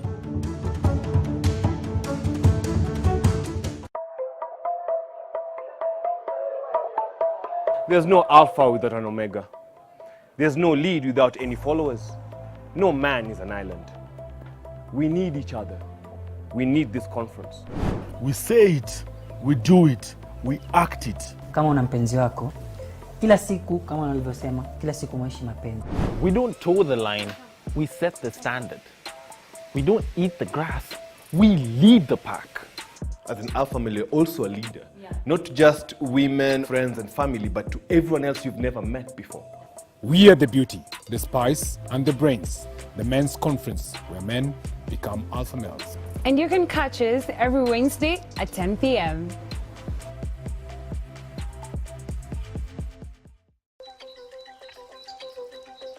This is The Grind. Only those who will risk going too far can possibly find out how far one can go. T.S. Eliot. So I decided, let me just take this up, put the teaching on hold first. Let me try see where this can go. I mean, the opportunities are a lot. But is that all you need? Oh wait, there's more. This seems a little too much. Let's slow it down. You do this is something you do out of passion. Join me, Violet Njoki, as I navigate through the maze of the increasingly dynamic business environment. Mnamo mwaka 1954 kulipokuwa na harakati za ukombozi kule Tanganyika. Naam. Mwalimu Nyerere alitumia lugha ya Kiswahili kuunganisha wanaharakati wa kupigania uhuru. Na kwa hiyo siku hii ikawa muhimu sana katika nyoyo za Watanganyika na Watanzania katika ujumla wao.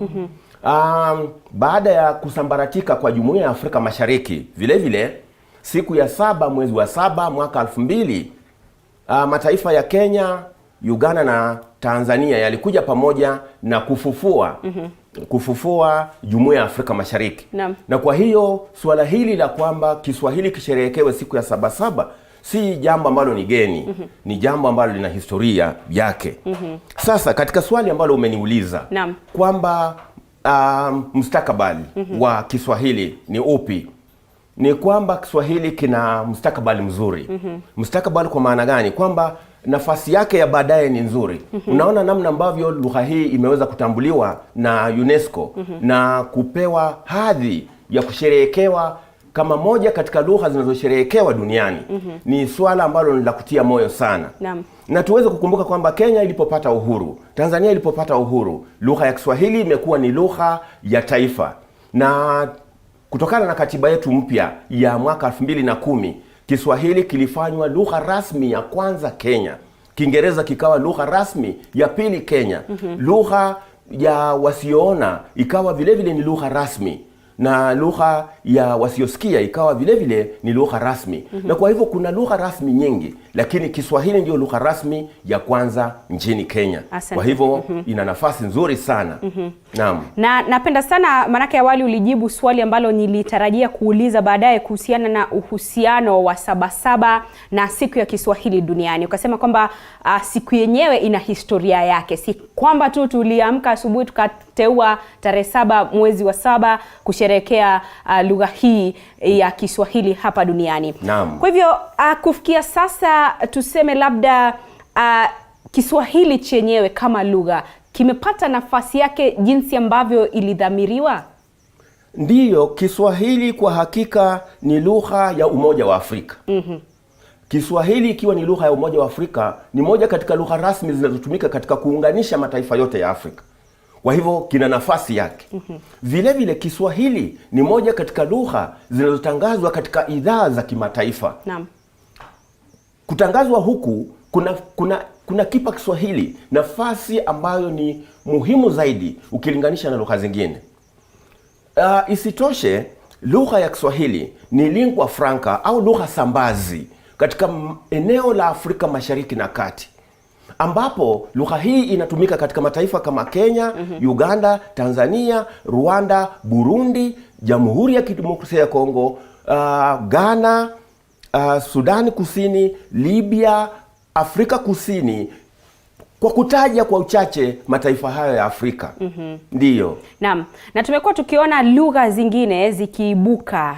Hivi majuzi pamekuwepo na lugha mtaani wanasema ni shembeteng. Naam. Kwa hivyo labda mkengeuko wa aina hii ambao kidogo unakuja kupinda lugha, unaweza kukomeshwa kwa njia gani daktari?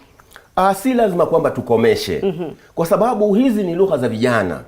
Ni lugha za makundi fulani. Kwa hivyo kunakuwa na hali ya kundi ndani na kundi nje. Kama wewe si mmoja wao, huwezi kuelewa kama wanasema nini. Na duniani kote tumekuwa na lugha kama hizi. Na kama tunavyofahamu, haki ya kilugha ni haki ya kibinadamu. Hatuwezi kukandamiza watu kwa misingi ya lugha wanazochagua. Kwa mfano, hatuwezi kusema kwamba Sheng ni lugha mbovu. Hapana, inatumika mahali pake na tuweze kuipa nafasi yake. Hii shembeteng ambayo tunasema itumike mahali pake na ipewe mahali pake. Kwa sababu gani? Kwa sababu kwa kufanya Kiswahili lugha ya kusherehekewa duniani kote, UNESCO imeona kwamba tunaweza kuishi katika hali ya wingi lugha ambayo vile vile ni hali ya wingi utamaduni. Na katika tamaduni hizi nyingi tunaweza kumega kila ambacho tunaona kwamba kinatufaa na tukaacha kila ambacho tunafikiri kwamba hakina manufaa kwetu. Na kwa hiyo lugha hizi tusije tukazipiga vita, maana katika kuzipiga vita ndio zinampata mizizi ya kumea kabisa, hasa kwa wale ambao wanajiona kwamba ni waasi. Kwa hivyo daktari unasema shembeteng isalie mitaani, vijana wajifurahishe, waburudike, wazungumze lugha hiyo, kwa sababu haiwezi kawa na athari yoyote katika lugha ya Kiswahili. Haiwezi kuwa na athari yoyote, na kama itakuwa na athari yoyote itakuwa na athari ambayo ni chanya. Na athari hii itakuwa ni ya kimtindo, kwamba lugha ya Kiswahili katika kukua kwake imejitokeza na mtindo mwingine ambapo kama tunavyosema katika lugha ya Kiswahili hakuna ziada mbaya. Naam. Asante sana. Mtazamaji, nikukumbushe tu kwamba unafuatilia kipindi cha Maamuzi mwaka 2022, leo ikiwa ni tarehe 7 mwezi wa 7 na mwaka ni wa 2022. Tunaadhimisha rasmi siku ya Kiswahili duniani. Hapa studioni ninaye Daktari Ayub Mukhwana, ni mhadhiri mwandamizi katika Chuo Kikuu cha Nairobi. Tunazidi kuangazia nafasi dhima ya lugha ya Kiswahili. Hali kadhalika tunajaribu kuangazia iwapo lugha yenyewe imeweza kupatiwa nafasi yake jinsi inavyostahili. Kumbuka kwenye mitandao ya kijamii unaweza ukachangia kwenye mdahalo huu kupitia mtandao wetu wa Facebook. Tuko mbashara ni TV47 Kenya kwenye Facebook, kwenye Twitter ni @TV47KE na @Kilemi_Andrin. Hali kadhalika unaweza ukatuma ujumbe wako kwenye 22047 na bila shaka nitakuwa napakua maoni yako kadri muda utakavyokuwa unaniruhusu. Baadaye nitakuwa naungana na wanahabari wetu kutoka maeneo mbalimbali. Sijui iwapo mwelekezi wangu tuna yeyote kwenye laini. Tutakuwa tunasema nao watueleze wananchi kutoka maeneo yale wanasema nini kuhusiana na Kiswahili kupatiwa siku rasmi ya kusherehekewa ulimwenguni, na vilevile watakuwa natueleza iwapo Kiswahili ni lugha ambayo wenyewe wameweza kukimudu. Na nirejee hapa studioni na Daktari Ayub Mukhwana. Daktari, mara nyingi tunapoona watu wanapoenda kutafuta ajira, kuna ile curriculum vitae CV ambao wanaambiwa waandike. Unapata wengi hata kama wanatafuta kazi ya wanahabari wa lugha ya Kiswahili au kazi ya kuwa mhadhiri wa Kiswahili, unapata mara nyingi tunachukua nafasi ile kuandika barua zile kwa lugha ya Kiingereza. Iweje kwamba sasa Kiswahili kina nafasi yake, ni lugha rasmi, lakini mtindo ni ule ule? Kuna swala ambalo nimekuwa nikilizungumzia kwamba Kenya inaelekea kuwa na sera mpya, lakini matendo yanayoendana na sera hii hayaambatani na urasmi wa lugha ya Kiswahili. Sababu ni nyingi. Moja katika sababu ni kwamba serikali haijatenga hela za kuweza kufunza watu na kuwahamasisha kuhusu umuhimu wa lugha rasmi, nafasi ya lugha rasmi.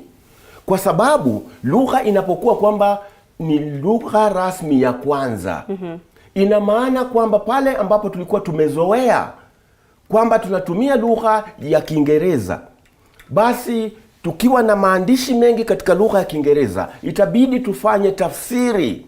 Na pale ambapo kuna kiongozi fulani anayejiona kwamba yeye anafahamu Kiingereza zaidi, na kwa hivyo hawezi kutumia Kiswahili, tuwe na wakalimani ambao wanaweza wakatafsiri mambo haya kimatendo, ili watu wanaowasikiliza waweze kupata kile kinachosemwa.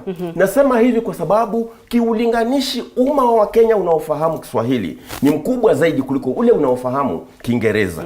Na hali hii inatupeleka katika ule umashetani ambao aliuzungumzia Ibrahim Hussein kwamba tulitoa viongozi wa kizungu tukaleta viongozi wa Kiafrika, lakini katika ngozi nyingine. Na kwa hivyo ni mashetani. Naye Said Ahmed Mohamed amekwenda na kupiga hatua tena, akasema mashetani wamerudi. Kwa hivyo hata tunapofanya bidii, kuna wale katika sisi ambao wanapinga vile vile.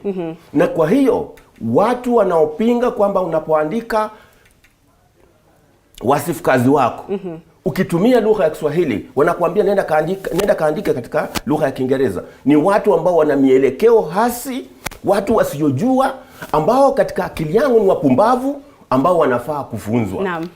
Haya, tunatarajia labda siku moja tutaamka kukikucha kwamba wale waajiri watakuwa wanapokea zile wasifu kazi kwa lugha ya Kiswahili, tena wanazipokea kwa moyo mkunjufu. Manake imekuwa ni tatizo sana. Unapata kwamba unaandika wasifu kazi kwa lugha ya Kiswahili, lakini ikifika pale kidogo inakupiga chenga. Hayo ni ya baadaye. Kwa sasa tuungane na mwanahabari wetu Willy Dennis Njiru kutoka mjini Naivasha, kaunti ya Nakuru. Willy Dennis Njiru anasema na baadhi ya wakazi katika eneo hilo la Naivasha. Dennis, ni furaha iliyoje kuungana nawe tarehe 7 mwezi wa 7 tunapoadhimisha siku ya Kiswahili ulimwenguni. Wananchi wa hapo Naivasha wanasema nini kuhusiana na lugha hii tamu tena tukufu na ambayo sasa ni rasmi, lugha ya Kiswahili? Asanti sana mwenzangu ukiwa studioni, Andrin Kilemi, mbashara kutoka mjini Naivasha kwenye hoteli moja iliyoko humu, ambapo jinsi unavyoona nyuma yangu niko na baadhi ya viongozi ambao wanawania kiti hiki cha wadi ya eneo hili la Lakeview hapa mjini Naivasha, na tunazungumzia swala zima la Kiswahili na umuhimu wake kwenye siasa, ikizingatiwa kwamba ni mojawapo ya lugha rasmi zetu hapa nchini, na lugha hii inazidi kuenziwa katika maeneo mengi ulimwenguni.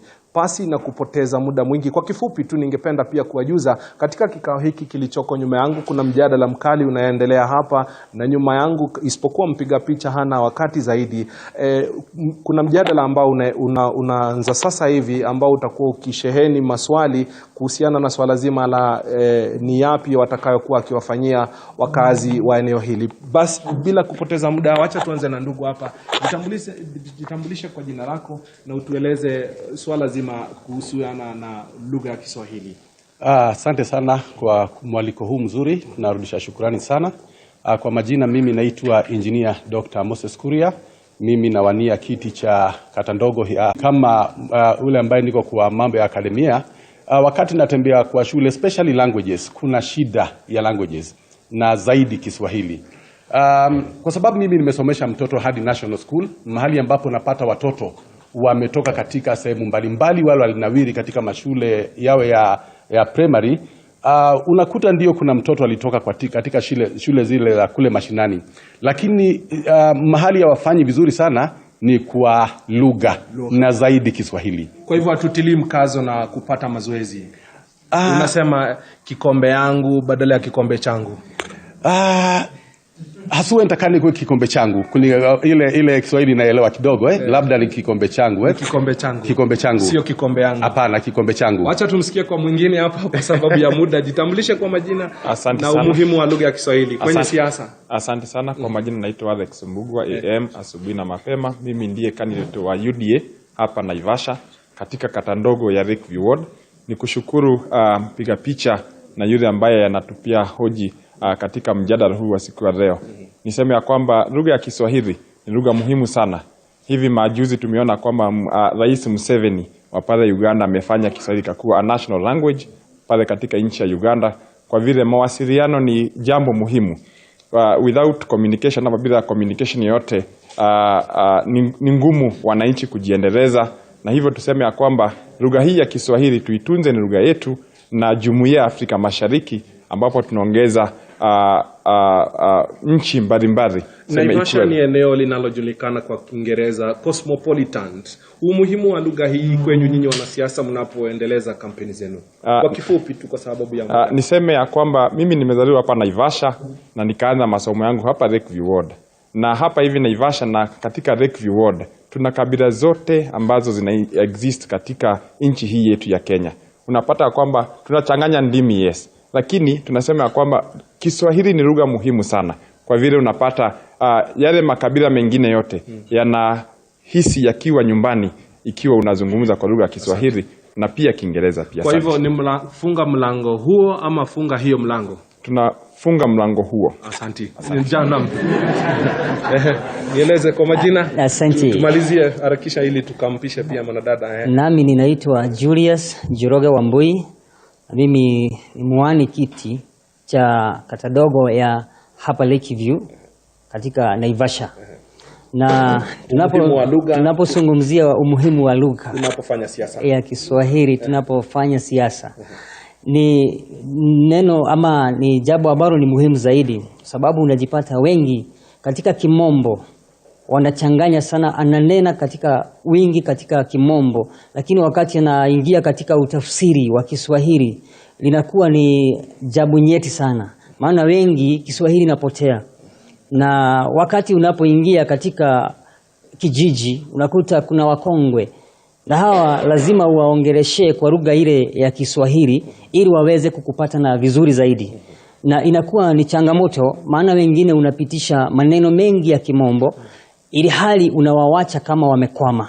Lakini kama lugha ya Kiswahili inaweza shughulikiwa na itiliwe maanani zaidi, najua hata katika kuwasiliana kwa maneno ama kwa mambo, na hata inaweza kuwa rahisi sana na watu wataweza elewa. Asanteni sana. Kwa hivyo nifunga hiyo dirisha ama nifunga nini?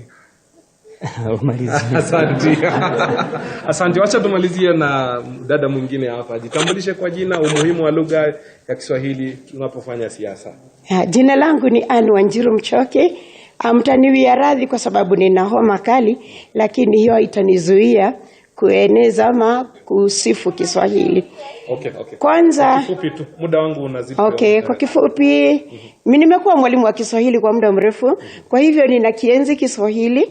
Ningependa pia katika lile bunge nitakapochaguliwa na kuingia pale, nikaweza kupitisha miswada kwa kutumia lugha ya Kiswahili. Tukitukuza Kiswahili. Asante. Kidogo tu, unapoenda dukani unasema niuzie yai ama niuzie yai moja? Niuzie yai. Asante. Nashukuru sana kwa muda wako. Andrin mwenzangu, ukiwa studioni, wewe ni mshabiki wa lugha ya Kiswahili, na kama ulivyosikia ni kwamba mambo ni kama hayo. Unapoelekea dukani unasema nipe yai, sio nipe yai moja ama nipe mayai moja. Mjadala huu wa eneo hili la Lakeview unaendelea kwa sasa na utakuwa ukiendelea hadi katika midi ya dhuhuri, na eneo hili hili litakuwa likiendelea hadi midi ya dhuhuri. Kutoka kwangu hapa mjini Naivasha na kurejeshia kwako Andrin ili ukaweze kuendelea na mjadala huu. Asante sana mwenzangu Willy Dennis Njiru kutoka mji huo wa Naivasha. Bila shaka wananchi pale wakitoa hisia tofauti kuhusiana na lugha ya Kiswahili, wengi tu wakionyesha kuridhishwa kwao na jinsi ambavyo shirika la UNESCO liliweza kutenga siku hii ya tarehe 7 mwezi wa 7 kama siku rasmi ya kusherehekea lugha ya Kiswahili, ambayo sasa inazidi kupata nafasi yake na dhima yake kama inavyotarajiwa. Studioni ni kukumbushe kwamba tunaye Daktari Ayub Mukhwana, ni mhadhiri mwandamizi katika chuo kikuu cha Nairobi. Tunazidi kuangazia siku hii ya Kiswahili. Awali alitaja kwamba siku yenyewe ina historia pana, kwamba ni siku ambayo kule Tanzania iliweza kuadhimishwa kwa njia inayostahili. Na naelezwa taarifa zinazotufikia kwa sasa ni kwamba karatasi za kuchapisha kura zimewasili katika uwanja wa kimataifa wa ndege wa JKIA, ambapo mwenyekiti wa tume ya uchaguzi na mipaka nchini IEBC Wafula Chebukati atakuwa anapokea karatasi hizo. Kumbuka tuna takriban siku 32 kabla ya uchaguzi mkuu wa Agosti 9. Shughuli nzima inazidi kuendelea hapa nchini, na tume hiyo ikionekana kukaza kamba kuhakikisha kwamba kila kitu kinafanikishwa. Ni taarifa tunazopokea sasa kwenye chumba chetu cha habari kwamba karatasi za kupigia kura ambazo zilikuwa zikichapishwa zimewasili katika uwanja wa ndege wa JKIA, na ni mwenyekiti wa tume ya uchaguzi na mipaka nchini IEBC Wafula Chebukati anayezipokea rasmi pale kwenye uwanja huo wa kimataifa wa ndege. Nirejee hapa studioni na daktari, tunazidi kuangazia siku ya Kiswahili duniani. Daktari alitaja mwananchi mmoja pale walipokuwa kizungumzia swala zima la umuhimu wa lugha katika siasa. Akasema kwamba angependekeza kwamba miswada bungeni iwe inapitishwa kwa lugha ya Kiswahili, na hili limeonekana kuwa tatizo kubwa zaidi, kwamba hata wabunge, viongozi tunaowachagua pale bungeni, basi kidogo wanatatizika kujieleza kwa lugha ya Kiswahili. Iweje daktari? Labda nianze kwa kusema kwamba ni sisi tunaowachagua tunaofanya makosa. Kwa sababu tunajua kwamba huyu mtu hawezi kujieleza kwa lugha ya mwananchi, kisha tunampigia kura. Sisi ndisi tunaofanya makosa. Lakini jambo la kutia moyo ni kwamba siku ya Alhamisi ni siku rasmi ya wabunge wetu katika bunge la taifa kutumia lugha ya Kiswahili, na wengi wao wamejaribisha sana mpaka kutoa hoja zao kwa namna ambayo inapendeza sana. Na kama naweza kumtaja kwa mfano Dr. Zani anafanya juhudi kubwa sana kuwapa wabunge jinsi ya kujieleza wanapokuwa bungeni. Na labda niweze kutaja vile vile kwamba idara yangu ya Kiswahili chuo kikuu cha Nairobi vile vile imefanya mambo mengi kuhusiana na lugha ya bungeni, na mwenyekiti wangu kwa mfano ameshiriki kwa karibu sana mpaka huyu ni Profesa Mwangi Iribe. Ndiyo, ameshiriki kwa karibu sana kutayarisha istilahi zinazoweza kutumika katika kurahisisha mawasiliano katika bunge kwa kutumia lugha ya Kiswahili. Kwa hiyo hatua zimeanza na nina imani kwamba kadri tunapopiga hatua mambo yataweza kunyoka. Daktari, wewe kama msemaji wa lugha ya Kiswahili, mpenzi wa lugha yenyewe, labda mapendekezo yako yangekuwa ni gani hapa nchini haswa kuhakikisha kwamba lugha yenyewe inatumika kwa kiwango sawa na jinsi ambavyo lugha ya Kimombo inatumika? Kwa mfano tulivyotaja awali katika kuandika wasifu kazi, kwa mfano bungeni wakati ambapo miswada inawasilishwa, ni mapendekezo yapi ambayo labda ungetoa kuhakikisha kwamba lugha hii nafasi yake inazidi kupanda, hadhi yake vile vile inazidi kupanda? Nisije nikaonekana kama mwanaharakati. Lakini ni jambo ambalo limo katika katiba yetu kwamba kila mmoja wetu ana uhuru wa kutumia lugha anayoitaka katika kuwasiliana. Na kwa hali hii tusije tukashangaa siku moja pale ambapo wanafunzi wetu watadai kwamba wanataka kufanya mitihani kwa lugha ya Kiswahili. Hili limefanyika nchini Canada ambapo kuna hali ya uwili lugha rasmi. Kuna Kifaransa na vile vile Kiingereza. Na kwa hivyo mitihani inatungwa ile ile, lakini mmoja unakuwa katika Kifaransa, mwingine unakuwa katika Kiingereza. Na hali kama hii kwa sababu kuna Kiswahili kama lugha rasmi Kenya na Kiingereza kama lugha rasmi Kenya, na liona likija kutokea ikiwa tutapata viongozi ambao watakuwa na maono, watakuwa na nia nzuri kuhusiana na lugha ya Kiswahili. Na kando tu na viongozi hapa chini, manake unajua wanasema ukitaka kitu kiwe kizuri lazima kianzie pale chini. Hapa chini katika shule za chekechea, shule za msingi, kwenda juu hadi katika shule za sekondari na hata vyuoni, hatua zipi zipigwe? Natumai jambo la kimsingi kabisa linaloweza kufanywa ni kubadilisha mielekeo ya Wakenya waweze kufahamu kwamba Kiswahili ni chao. Na kwamba kuna nadharia tete nyingine inayodai kwamba Kiswahili hakina mwenyewe. Na kwa hiyo waweze kukikumbatia kama lugha yao. Wanapokikumbatia hivi watakuwa na mielekeo ambayo ni chanya na wataweza kutumia Kiswahili katika ngazi zote. Isitoshe, kuna hali hii ya upolisi wa lugha unaokwenda na Kiswahili. Mtu anapozungumza akisema naomba yai moja ama mayai moja, tunasema amekosea. Upolisi kama huu ukikosekana katika lugha ya Kiswahili, tujue kwamba katika muktadha wa shuleni inaweza kuwa kwamba unaweza kumkosoa. Lakini mtu anapokuwa sokoni, tunajua kwamba lugha ya sokoni ina kaida zake.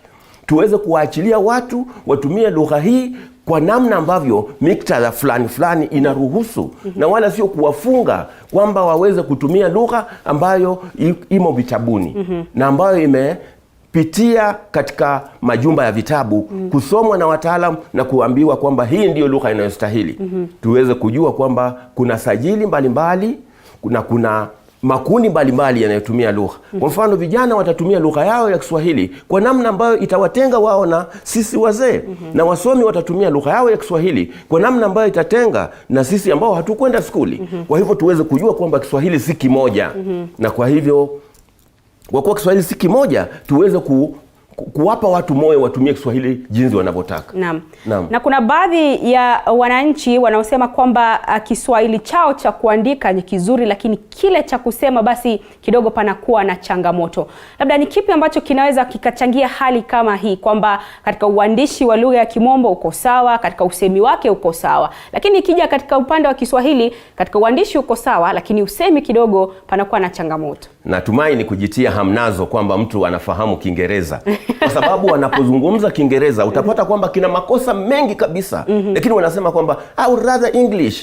Kwamba mimi afadhali Kiingereza, ambacho hawajui. Hawajui kama lugha ya Kiswahili inakaribiana sana na lugha mzazi kwangu ambayo imenizaa na kunilea. Kwa sababu kuna baadhi ya maneno katika lugha yangu ambayo yanapatikana katika lugha ya Kiswahili. Na kwa hivyo inanitia moyo mimi hata ninapotumia neno hili katika muktadha fulani, na linapotiwa katika muktadha linatoa maana ile ambayo imekusudiwa. Lakini mtu kusema kwamba mimi afadhali Kiingereza ambacho hujui hata matamshi yake yanakufanya unaonekana mtu mjinga, lakini nao hawajui. Lakini wengi daktari watasema kwamba yule mfano awali kwenye matatu, iwapo mtu angekuona na Taifa Leo au kitabu cha Kiswahili ukisoma cha hadithi, basi angekushangaa sana kwamba iwaje unasoma kitabu hiki cha Kiswahili. Unajua wengi wanaona kana kwamba wale wanaozungumza lugha ya Kiswahili labda si wasomi, lakini wewe ulipoketi hapo wewe ni daktari na hadhi zako, ila hali wewe ni msemi na msomi wa Kiswahili. Ndio mashetani niliyozungumzia kwamba watu wamefanywa fikra zao kufikiri kwamba Kiingereza ndicho, na haya yamekaririwa na Rais Ramaphosa wa Afrika Kusini kwamba sisi wa Afrika ni adui wetu sisi wenyewe. Na hili alilisema pale ambapo watu wa Afrika Kusini walikuwa wanasema kwamba wa Nigeria wamekuja kuwapokonya kazi. Akasema kwamba mzungu akija hapa mtampigia magoti na kusema kwamba huyu ni mzuri, lakini akija Mwafrika mwenzako unasema amekuja kutupokonya kazi. Ili hali akikuachia uwezi kufanya.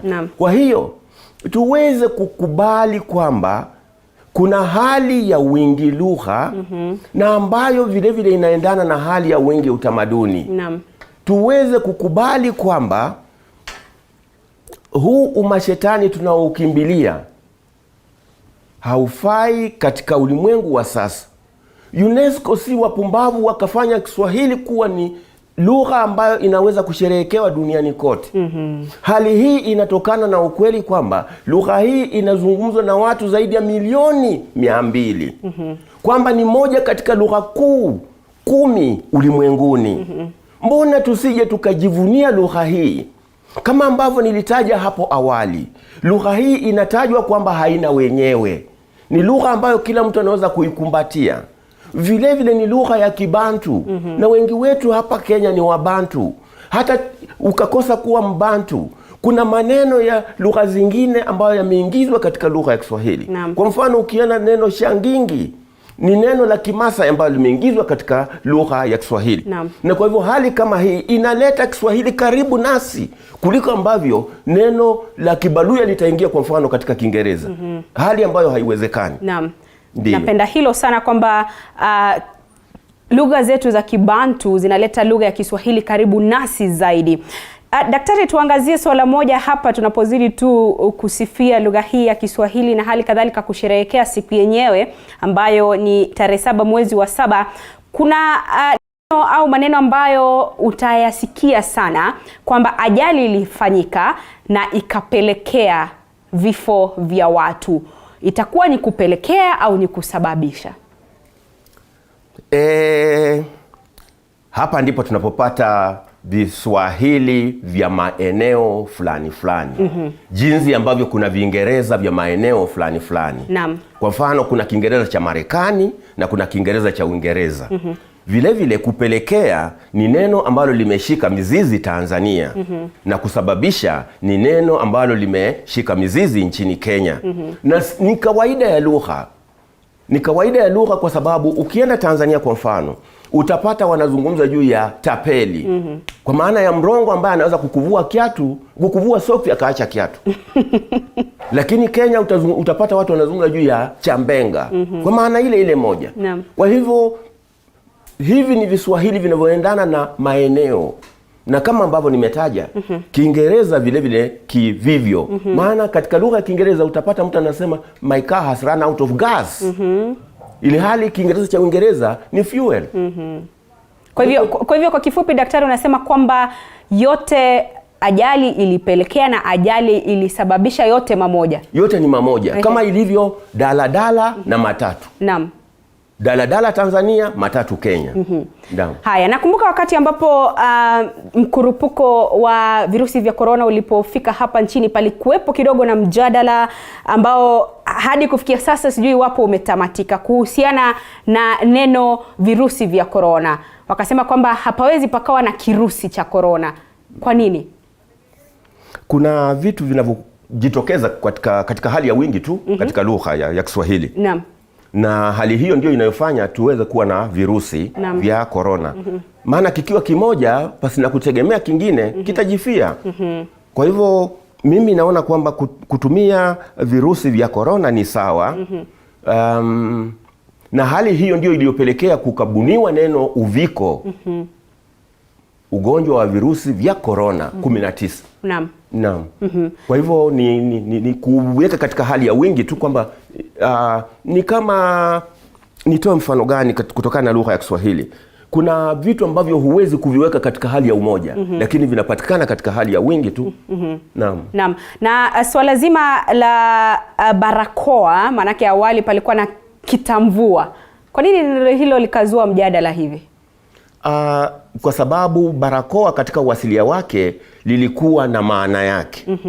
Lakini lugha kama unavyofahamu huweza kupanua maana kadri mahitaji yanapojitokeza. Naam. Naam. Asante sana kwa hilo. Labda tu kauli yako ya mwisho tunapotamatisha mjadala huu wa siku ya Kiswahili duniani, utakuwa ni upi mchango wako, labda mapendekezo katika kuboresha na vile vile kupandisha hadhi ya lugha yenyewe ya Kiswahili? Labda niweze kusema kwamba Kiswahili katika eneo hili la Afrika Mashariki na Kati ni lugha ambayo inachangamkiwa sana. Naam. Na kuna vyama ambavyo vimeundwa mahususi kukuza na kuendeleza lugha ya Kiswahili. Kwa mfano kuna chama cha Kiswahili Afrika Mashariki. Naam.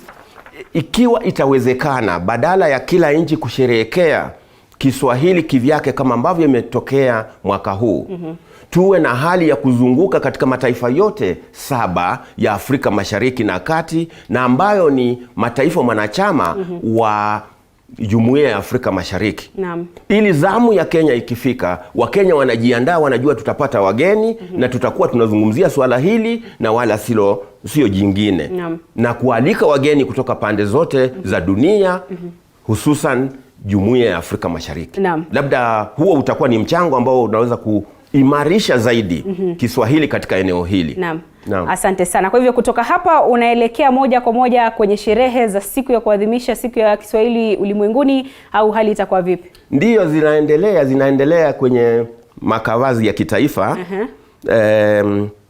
Na wenzangu tayari wamenitangulia kwa sababu wamekuwa na shughuli toka asubuhi.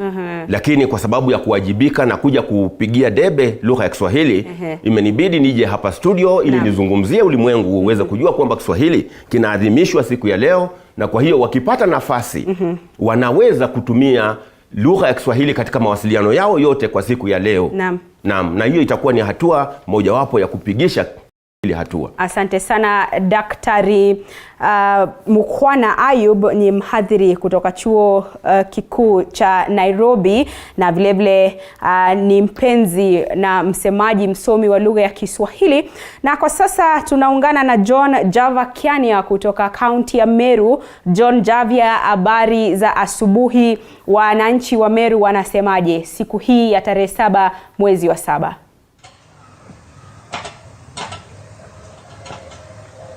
Shukran tena sana Andrin Kilemi, na kupata kwa njia iliyo safi kabisa. Hapa nipo katika kaunti ya Meru, na kikubwa kinachojiri hapa ni maadhimisho tu ya Kiswahili, lugha ambayo tunasema ni lugha ambayo inaheshimiwa katika kanda ya Afrika Mashariki, na pia katika vyombo vya habari kutoka ngazi za kimataifa pia zinashabikia lugha hii. Na siko peke yangu hapa, niko na baadhi tu ya wachambuzi, hasa niko na mwalimu pia wa lugha ya Kiswahili katika kaunti ya Meru katika shule ya Kaaga. Taungana naye moja kwa moja aweze kutuelezea labda kwanza tuambie majina yako na labda Kiswahili kina nguzo zipi katika karne ya sasa. Naam, shukran sana. Kwa majina nafahamika kama Binjoe Jacqueline, mwalimu wa somo la Kiswahili katika shule ya wasichana ya Kaaga katika gatuzi la Meru. Jambo la kwanza, somo la Kiswahili limepiga hatua.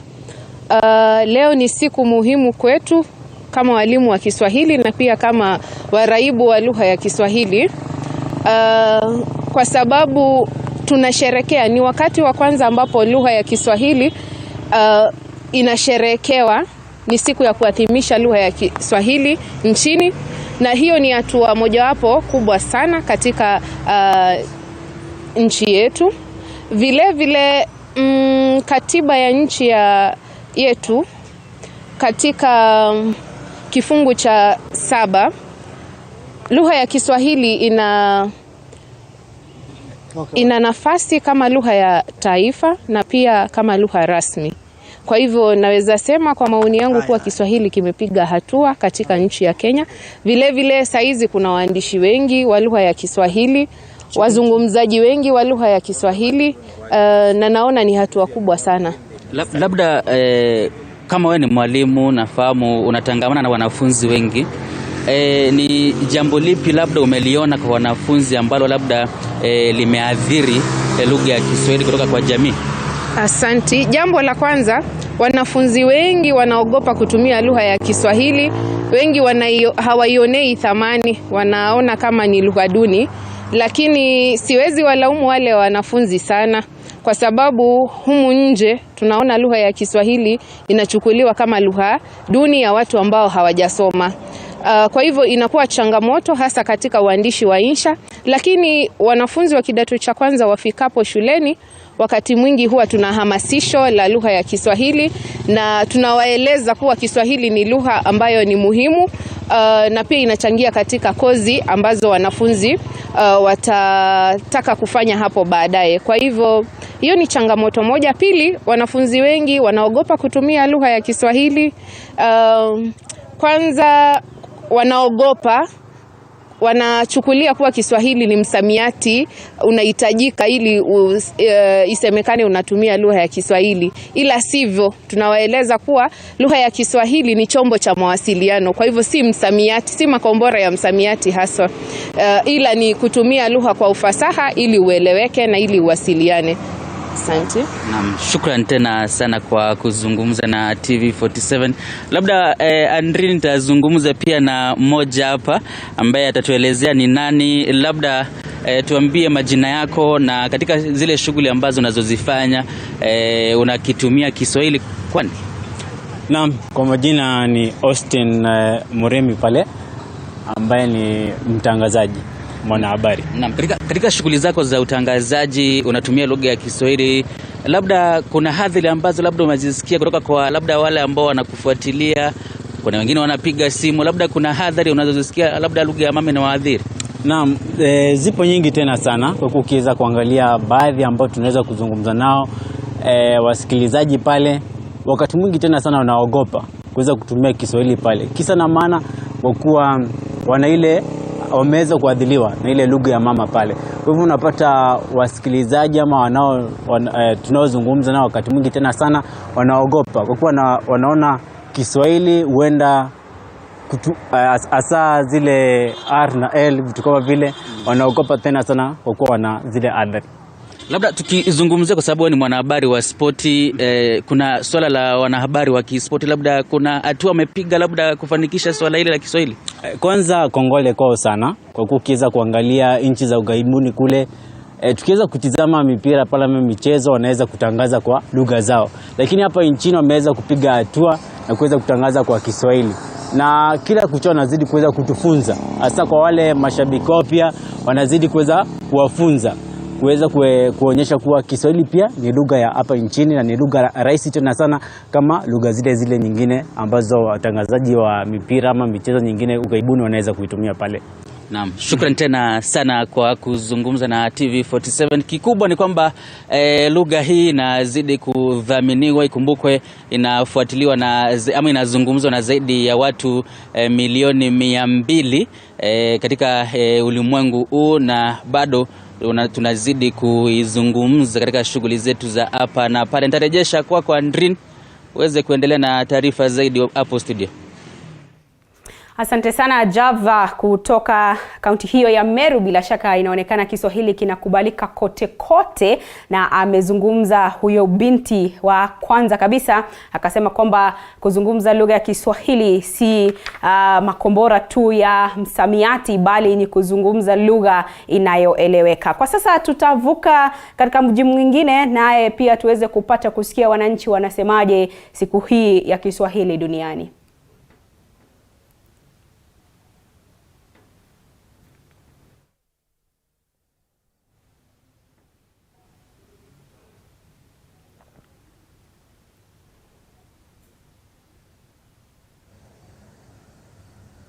Na Mkilemi na kupata vizuri nikiwa hapa kaunti ya Makueni. Tofauti na siku zingine unaona ni kijibaridi tu na kile chenye unyevunyevu. Labda kinaashiria siku hii takatifu, siku takatifu kwa wasomi wa Swahili. Kwa kweli ni kwamba Kiswahili kinatumika siku hizi. Si kama zamani tumeona Kiswahili hakitumiki darasani peke yake. Ukienda kwenye mabenki kuna zile ambazo zimewekwa uwazi tu kwamba unaweza kutumia Kiswahili. Na leo nyuma yangu nina wadadisi tu wachanga wa Kiswahili. Watueleze Kiswahili wametanguzana nacho vipi katika nyanda mbalimbali na kwa mawasiliano tu ama kwa njia nyingine. Nitajiunga nao moja kwa moja watueleze. Karibia hapa bwana, utueleze Kiswahili kina mshiko gani katika maisha yako? Kwa majina naitwa Richard, mkazi wa Makueni. Tueleze Kiswahili kimetumikaje? Lugha ya Kiswahili ina manufaa ama johari adimu na adhimu katika jamii ama katika dunia.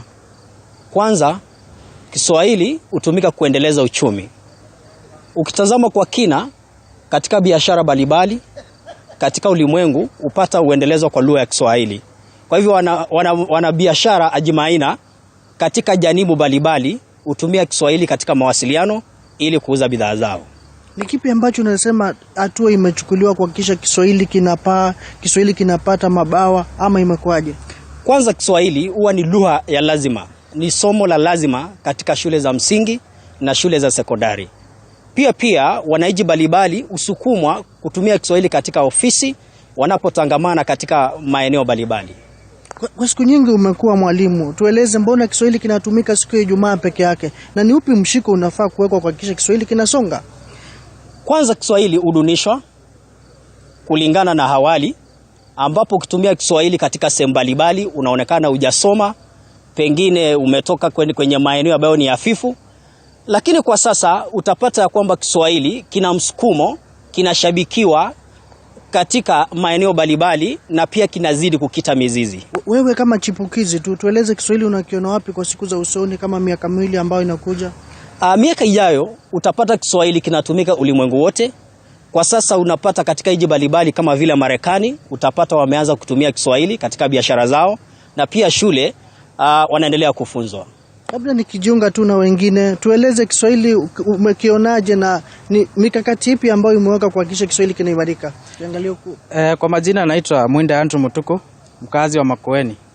Ni bayana kuwa Kiswahili imesaidia sana kwa mawasiliano.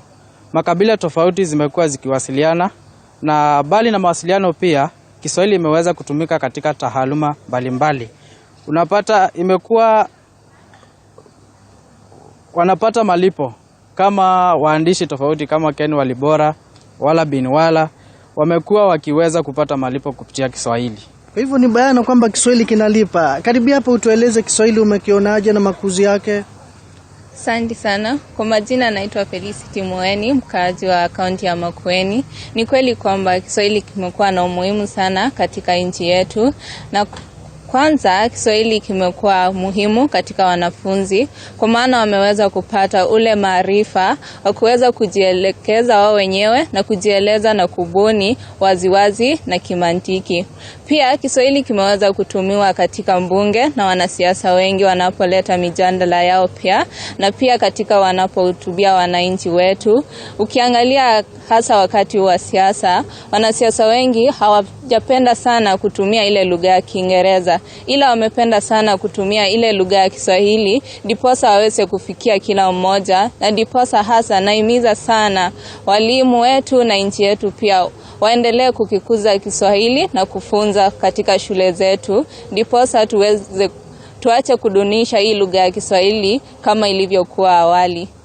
Kwa hivyo ni kauli zito Kilemi uweza kusikia kutoka hapa kaunti ya Makueni, na ni kweli masuala ni mengi tu kuhakikisha Kiswahili akisalii darasani peke yake ama kwenye mashule, ili kuhakikisha lugha hii inakuwa, lugha hii inatamba na inaweza kulipa wengi tu, kando si waandishi na wale wengine watatumia Kiswahili na kionekane tu kama lugha ya heshima. Maana siku nyingi kama uzungumzi Kimombo unaonekana haujafikia.